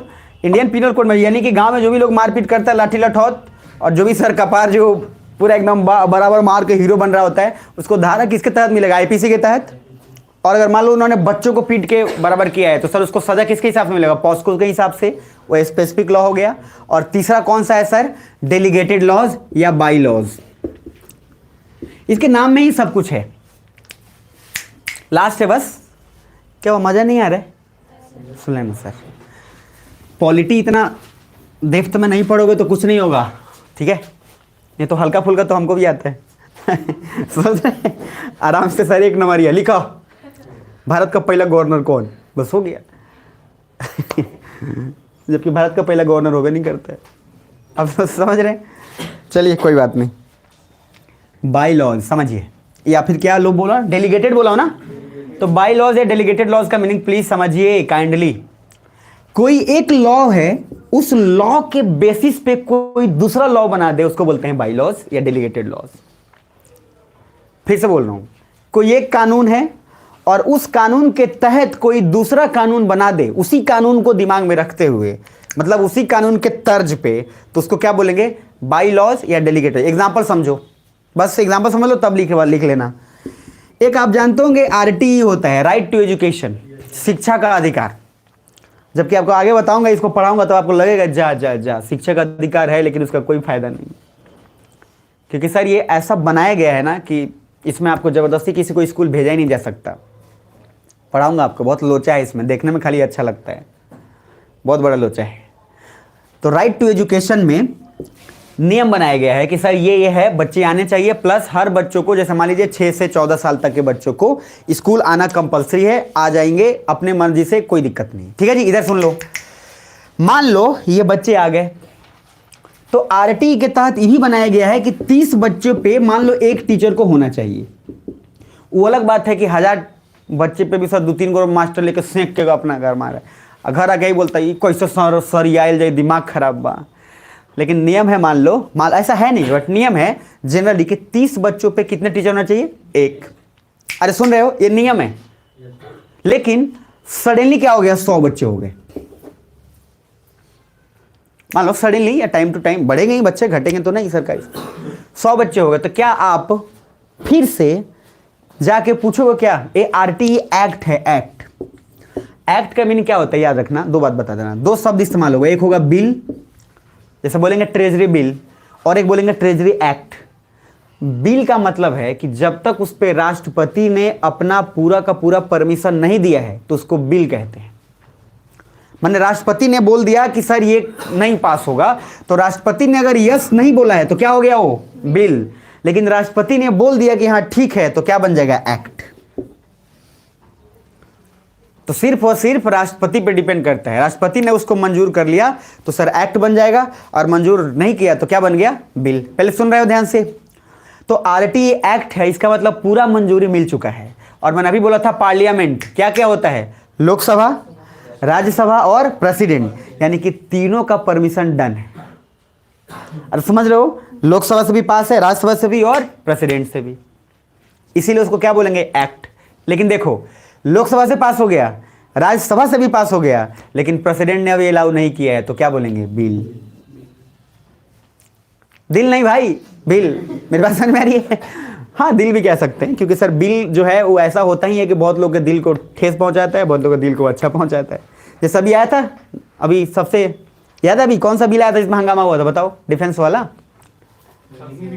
अरे अग्निवीर, अरे बुझा रहा है, समझ रहे हैं? तो सर अग्निवीर वाला आया था, जबरदस्त। इधर तो आरटीई एक्ट बनाने में सर आपको बहुत झंझट है, एक्ट बनने में तीनों का परमिशन चाहिए, अरे है ना। अब एक बात बताइए, टीचर यहाँ पे बोला गया था कि 30 पे 1 होगा, अब 100 बच्चे बढ़ गए, तो क्या हर बार इन तीनों को पूछना पड़ेगा क्या कि इसी के आधार पे सर उनको परमिशन भी दिया गया है क्या, कि आरटीई एक्ट के तहत एक स्कूल को इतना पावर दिया गया है कि अगर बच्चे बढ़ जाते हैं तो वो टीचर की संख्या अपने आप से बढ़ा सकता है, प्लस बेंच का संख्या भी अपने आप से बढ़ा सकता है, उसके लिए कोई संशोधन करने की जरूरत नहीं है। तो क्या हो गया, लॉ के तर्ज पे दूसरा लॉ बना दिएगा, बाई लॉज हो गया। उस लॉ के नियम के अनुसार हम ये कर सकते हैं, कर लिया, डेलीगेटेड लॉज। क्लियर है यहाँ तक? अरे है ना? तो बाई लॉज का मीनिंग क्या है कि एक लॉ के तर्ज पे कोई दूसरा लॉ बनाते हैं, उसी को बाई लॉज बोलते हैं। लिख लो, बस बात खत्म। सर एक एक छोटा चीज़ है, बहुत माइन्यूट लेवल पे चल रहा हूँ, बताऊंगा मैं आपको। गलती करोगे ना, समझ लो सर आपकी गलती है, बहुत मिस करोगे। इसीलिए नोट्स भी अलग अलग बोला हूँ बनाने के लिए, क्योंकि टाइम आगे देना है। सेपरेट सबका कॉपी मैं बोला हूँ चेक करने के लिए, मैं चेक कर लूँगा 5 तारीख को। अपना सभी चीज़ का सेपरेट कॉपी रख लीजिएगा, उस पर नाम, क्योंकि सब्जेक्ट मैंने अलग अलग आपको लिख दिया है, तो कम से कम नहीं भी उसमें लिखे हैं तो कॉपी अलग अलग स्पेसिफिक बना के रख लीजिएगा। जनरल नहीं, कौन सा? स्पेसिफिक। स्पेसिफिक कॉपी होना चाहिए। इंटरनल सिक्योरिटी का अलग, पॉलिटी का अलग, फिर आपको एथिक्स का अलग, सबका अलग अलग होना चाहिए, क्योंकि आपको एग्जाम देना है 1 साल 2 साल बाद, तो क्लियर कट अच्छे से होना चाहिए। ये नहीं कि बस एक ही में चल रहा है खिचड़ी वाला, समझ रहे हैं? जैसे हम पूछे सर, फिर पूछे एथिक्स में कहाँ है?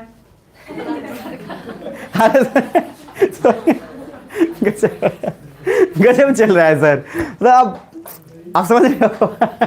टेंशन मत लेना।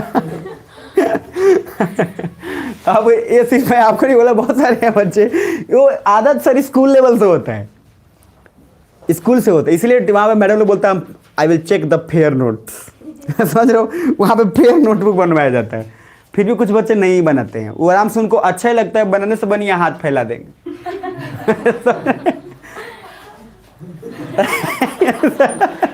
सटा सट पिटा लिया, कोई शर्म नहीं है उसको, पिटा के फिर चुप हो जाएगा वो, समझो? हाँ भाई, ऐसे बच्चे होते हैं। कुछ बच्चों को छोटी छोटी बातों में बुरा लग जाता है, इसलिए वो सारा काम एकदम तैयार करके रखेगा, और कुछ यानी उसको कोई दिक्कत नहीं है।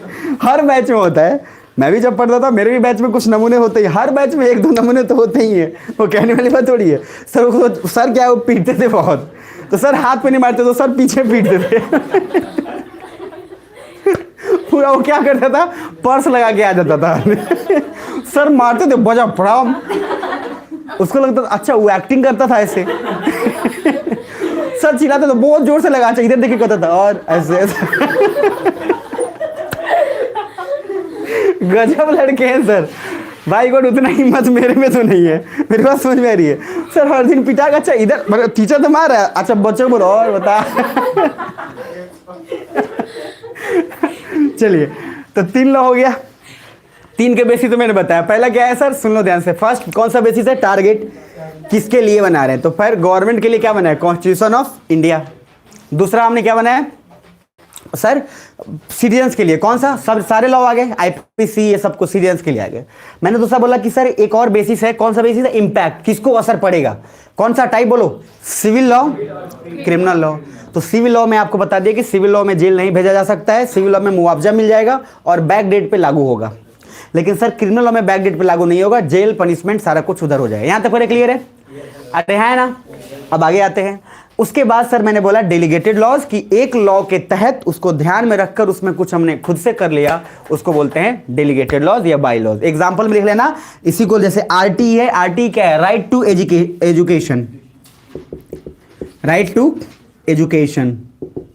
तो राइट टू एजुकेशन क्या है? शिक्षा का अधिकार।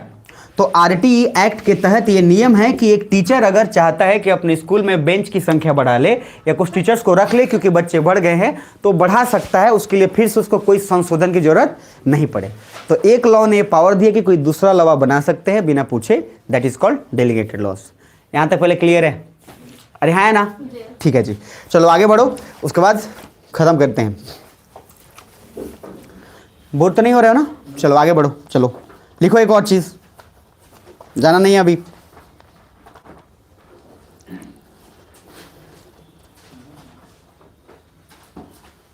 चलो अब आगे देखो और एक पॉइंट लिखो। लिखो गवर्नेंस। गवर्नेंस का मीनिंग क्या था जी?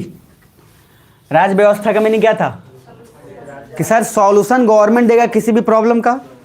मान लीजिए आपके घर के आगे नाली है, आप उधर से आई जा रहे हैं, नाक जाम करके आ रहे हैं, नाक जाम करके जा रहे हैं, लेकिन कोई सॉल्यूशन नहीं हो रहा है।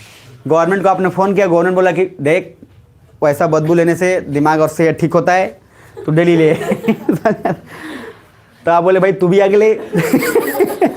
जरूरत है ना कि तू भी आ। बोला कि नहीं देखिए हमको डॉक्टर मना किया है। तो सर आपका गवर्नमेंट अगर आकर प्रॉब्लम सॉल्व कर दिया तो गवर्नेंस हो गया, अगर सॉल्व नहीं किया तो क्या हो गया सर? गवर्नेंस नहीं सर, वो आपका क्या है? अच्छा आप इधर आप गवर्नमेंट को पूरे हक से बोल सकते हो क्या? क्यों बोलोगे? क्योंकि वोट प्लस टैक्स आपने दिया, एकदम correct. Because I have given you won't, क्योंकि सर वोट के समय आ जाते थे रहुए पानी जेमानी सर पसर गया सामने ही। लोग उठ उठ कुर्ता गंदम, अरे नहीं, जब तक रहुआ ना देम दादी हम ना जीतम। अलग अलग सर वोट में सर समझ कैंडिडेट अलग अलग जैसे भाई को तो पैर नहीं छोड़ रहे, पैर छोड़ भाई, पैर नहीं छोड़ रहे ना, जो लोग ना कहम कि ना सुनर भाई के कसम खाई। पता नहीं इतने सारे को बड़म देव कौन कौन भाई आ जाता है गांव में, सबका कसम खिलवा के जब तक। सर आपको वोट लेने के लिए उस पर इतना सारा कांड किया, आपने वोट दे दिया प्लस क्या आपने टैक्स भी दिया, तो यू हैव द राइट कि आप गवर्नमेंट को पूरे हक से बोलेंगे सॉल्व कर, नहीं तो आपको बोलिएगा अगले बार नहीं तो आना, पैर छाने हो ना काट देंगे हम पैर। मेरी बात समझ में आ रही है? इसीलिए सर आपका हक है, जिस तरह से आपने मैंने एग्जांपल दिया था अमेजोन को पैसा दिया है, तो आपका हक है कि आप उसे बोल सकते हैं प्रोडक्ट खराब है तो या तो दूसरा प्रोडक्ट भेजिए या फिर क्या मेरा पैसा वापस करिए।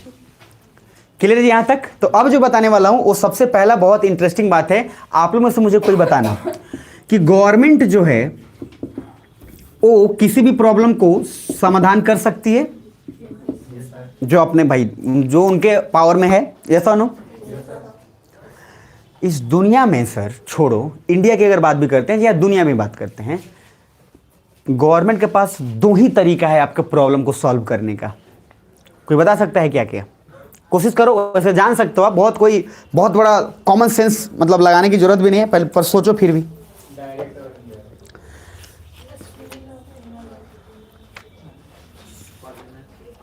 बोलो बोलो बोलो। अच्छा चलो कोई नहीं, सोच रहे हो कम से कम वही अच्छा चीज है। चलो देखो समझो ध्यान से, अगर नहीं है तो अभी कोई दिक्कत नहीं।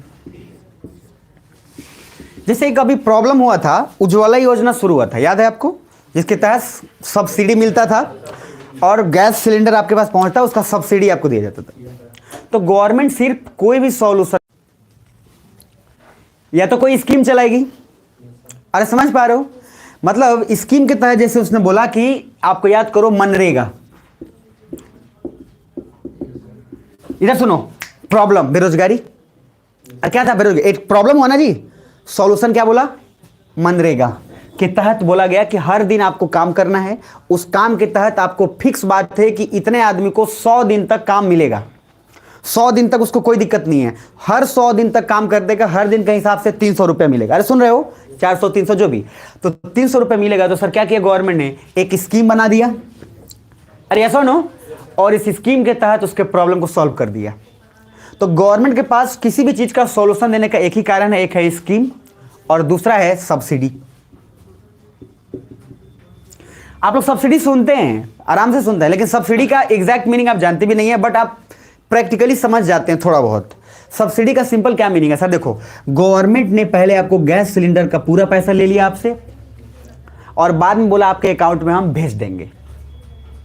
अरे समझे? मतलब 1300 रुपये का था गैस सिलेंडर, गवर्नमेंट ने आपसे 1300 रुपये ले लिया और बोला जैसे ही आपने सिलेंडर ले लिया, आपके 1 महीने बाद या 15-20 दिन बाद फिर वो 1300 में से गवर्नमेंट ने बोला था कि आपने 1300 दिया है, उसमें से 200 रुपये आपका मान लो वापस हो जाएगा। तो आपके लिए मूल्य कितना पड़ा टोटल? 1100 ही ना, क्योंकि 200 तो वापस आ ही गया है, लेकिन शुरुआत में खरीदने के लिए आपने 1100 दिया था कि 1300? 1300। तो सब्सिडी का मीनिंग होता है कि सरकार आपको देती है लेकिन वो पैसा वापस रिटर्न बाद में करती है, लेकिन जिस समय वो आपसे बेच रही होती है उस समय वो पूरा पैसा आपसे लेती है। अरे सुन रहे हो? सिर्फ सब्सिडी के कारण सरकार, जानते हैं सबसे ज्यादा कोई चिढ़ता है तो है अमेरिका। देखो इंडिया वाला में क्या है, इंडिया वाला अलग ही दिमाग लगा लेता है, जुगाड़ वाला। अमेरिका का चावल बिकता है सर ऑल ओवर वर्ल्ड में, सुनना ध्यान से। अब अमेरिका का चावल क्या है, मान लो 40 रुपये पर केजी। देखो इधर दिमाग क्या इंडिया लगाया, अगर 40 रुपये पर केजी है और हम अगर चाहते हैं कि अमेरिका का जो चावल का पूरा जो वर्चस्व है उसको तोड़ दें, तो हमें भी अपना चावल भी ठीक करना होगा प्लस प्राइस भी थोड़ा कम करना होगा। तो हमने क्या सोचा कि 30 रुपये पर केजी हम अपना चावल बेचेंगे। लेकिन सर 30 रुपये पर केजी अगर बेचोगे तो गवर्नमेंट खरीदेगी क्या? भारत के किसानों से। अरे है ना? तो भारत के किसान अगर 32 रुपये लगाए हैं और हम उनसे 30 रुपये गवर्नमेंट खरीदेगी तो उनको फायदा होगा कि नुकसान? नुकसान होगा, बहुत बड़ा नुकसान है। तो अगर इंडिया गवर्नमेंट अगर किसान का नुकसान करके अगर बेच रही है तब तो सर और बड़ा बर्बादी है। यस और नो? तो गवर्नमेंट देखो क्या करती है, किसान से क्या बोलती है कि बेटा सुनो, तुम कितना रुपए लगाए हो? 40 रुपये लगाए हो पूरा खेती बाड़ी में, मान लो 1 kg का, मतलब जी 40 रुपये लगाए, मतलब तुम 35 रुपये मान के चलो लगाए हो, 40 रुपये तुम बेचोगे तो 5 रुपये क्या होगा तुम्हारा प्रॉफिट। तो गवर्नमेंट बोलती है कि हम तुमसे कोई दिक्कत नहीं है, तुमसे हम 40 रुपये में खरीद लेंगे और इसके बदले में क्या करेंगे, लेकिन अभी जो तुमसे खरीदेंगे वो पूरा प्राइस अभी हम तुमको नहीं देंगे। हम क्या करेंगे, खरीदने के बाद जब पूरा सेल हो जाएगा मार्केट में तो वो जो पैसा सब्सिडी के रूप में देने वाला हूं वो बाद में आपको रिटर्न कर देंगे। मतलब वो पैसा अभी आपको पूरा नहीं देंगे, बाद में रिटर्न कर देंगे। यानी कि कुछ ऐसा ही हो गया कि सिलेंडर बेच रहा है तो सिलेंडर बेचने समय अगर गवर्नमेंट आपसे बेच रही है तो क्या किया गवर्नमेंट ने, आपसे पूरा पैसा ले लिया। अरे सर आपसे कितना रुपये लिया? 1300 लिया ना, तो आपको लग रहा था दाम ज्यादा था, अब उसने 1300 रुपया में लिया आपसे। इस 1300 रुपये को कहीं इन्वेस्टमेंट में लगाएगा, उधर से प्रॉफिट कमाएगा और जब उधर से प्रॉफिट आ जाएगा तो 200 आपके अकाउंट में रिटर्न कर देगा। तो आपके पैसे का इस्तेमाल कैसे हुआ? आपके पैसे लिए गए, उस पैसे को कहीं और लगाया गया और कहीं और से प्रॉफिट कमाकर फिर आपको 200 रुपया वापस कर दिया गया। जैसे बैंक में आप जानते हैं, तो बैंक क्या करती है, बैंक कैसे चलती है? आपका पैसा आपका जमा है कहाँ? बैंक में। अरे हमने बैंक में किस लिए जमा किया है? क्योंकि बैंक वाले ने हमको कर दिया है क्या? नहीं, फ्री में हम अपने अकाउंट में रखे हुए ना भाई। मेरा मेहनत का पैसा कहाँ जमा है? बैंक में। तो बैंक हमारा पैसा अपने पास रखी हुई है, उस पैसे को किसी और को लोन देगी, उस लोन पे क्या कमाएगी? प्रॉफिट। भाई अरे आपको पता ये भी है कि नहीं कि आपके पैसे अगर अकाउंट में है तो उसका कुछ इंटरेस्ट आपको मिलता है। सेविंग अकाउंट का पैसा है तो कम मिलता है, इसलिए बोला जाता है एफडी करवा दो, फिक्स डिपॉजिट। पढ़ाऊंगा इकोनॉमिक्स में, थोड़ा बहुत बताया तो था मैंने। अरे बताया था, मुझे लगा इकोनॉमिक्स नहीं पढ़ा। एफडी आरडी मैंने बोला था वहां पे कि सर सेविंग अकाउंट में पैसे का इंटरेस्ट क्या है? कम मिलता है, एफडी करोगे तो ज्यादा मिलेगा। इधर तो गवर्नमेंट बैंक क्या करती है, आपसे पैसे ले ली, उस पैसे को कहीं और लगाई, उससे प्रॉफिट हुआ तो आपको क्या कर दी? परसेंटेज। नहीं तो कहां से देगी वो पैसा भाई? तो सेम गवर्नमेंट काम करेगी। इधर देख लीजिए। तो लॉजिकली सिर्फ आप इतना समझ लीजिए कि कोई भी गवर्नमेंट अगर किसी चीज को सॉल्यूशन देती है तो उसके पास दो ही तरीका है, या तो स्कीम से सॉल्यूशन देगी या सब्सिडी या किसी अलग अलग वैल्यूज से। कोई भी प्रॉब्लम हुआ तो कुछ भी आप देख लो, कुछ भी को समझ लो, बस इसी तरह से हो पाएगा। यहीं तक रखेंगे, बाकी कल कंटिन्यू करेंगे। उससे पहले एक और चीज लिख लो, फिर आगे चलेंगे। एक पॉइंट लिख लो जल्दी से थोड़ा।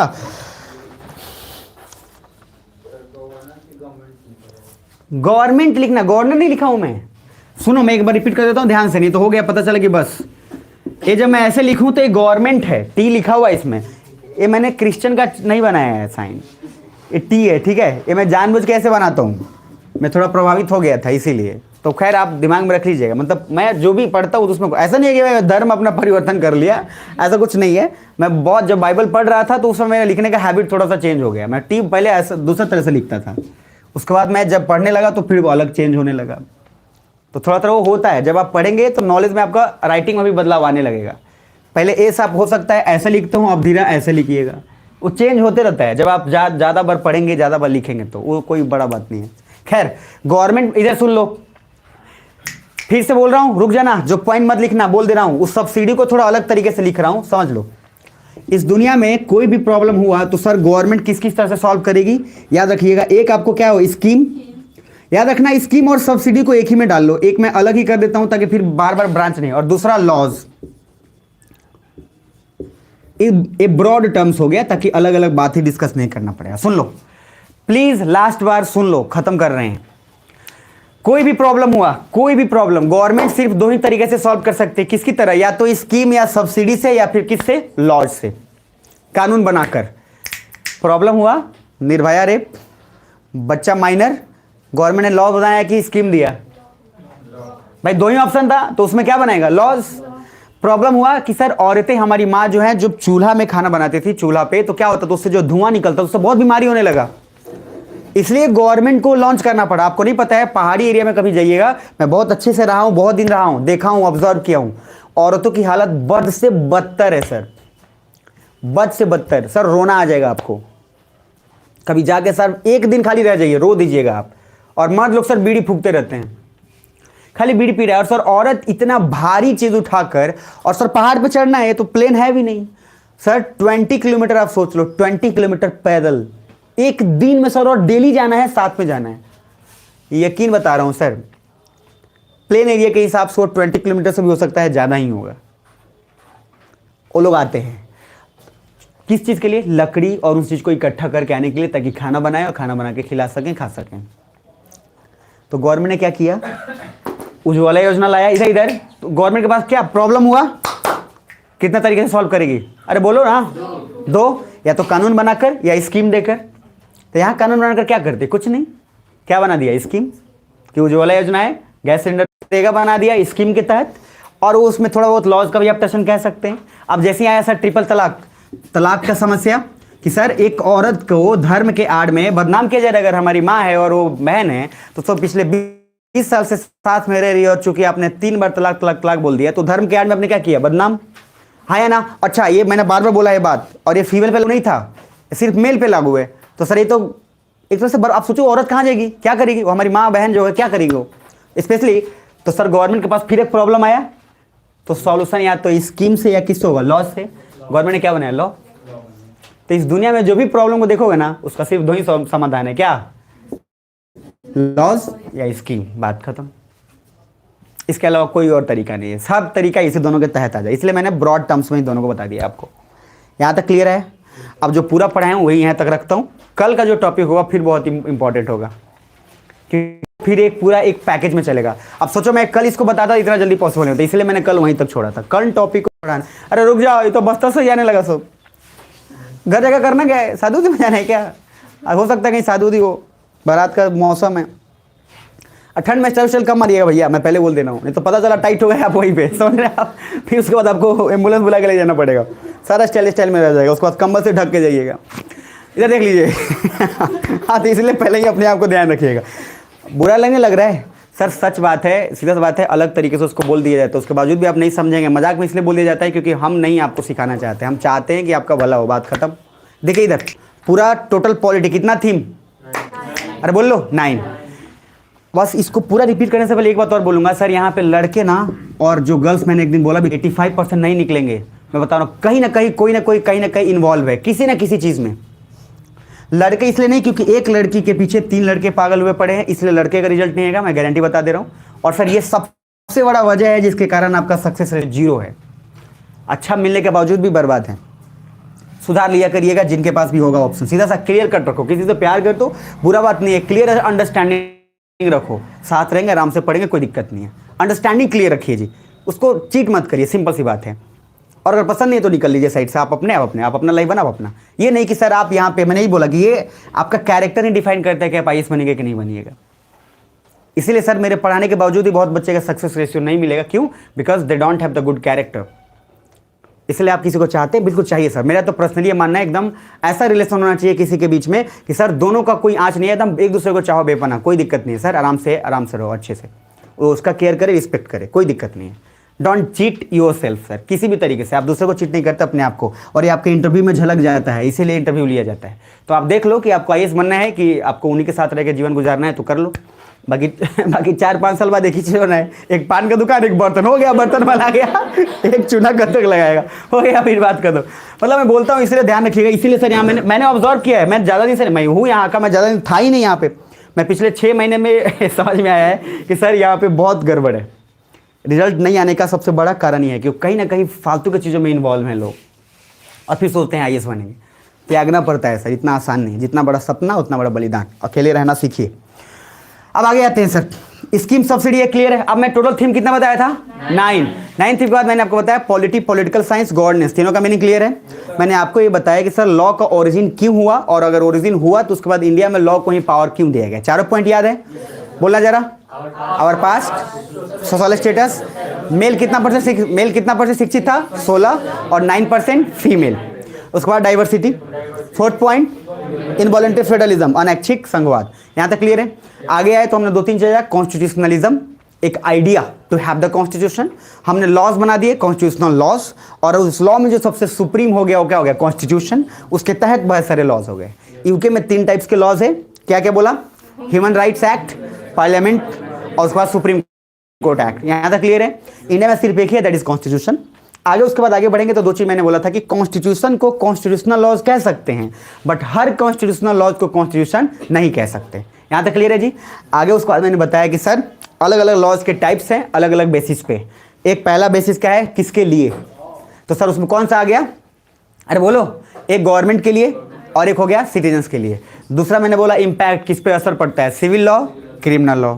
और तीसरा क्या हो गया, कौन सा, अरे बोल लो, इंटेंसिटी। इंटेंसिटी में 3 लॉ बोला था आपको। पहला क्या बोला, जनरल लॉ सभी के लिए, स्पेसिफिक लॉ पर्टिकुलर पॉक्सो वगैरह, और तीसरा बाइलॉज, उस लॉ से आधार पे जो हमने बना दिया वो। गवर्नमेंट के पास किसी भी प्रॉब्लम का समाधान कितने तरीके से हो सकता है, 2, एक बाइलॉज से या फिर एक किसके द्वारा, स्कीम्स और सब्सिडी के द्वारा। यहाँ तक क्लियर है, मजा आया क्या? चलो मिलते हैं कल और कंटिन्यू करते हैं।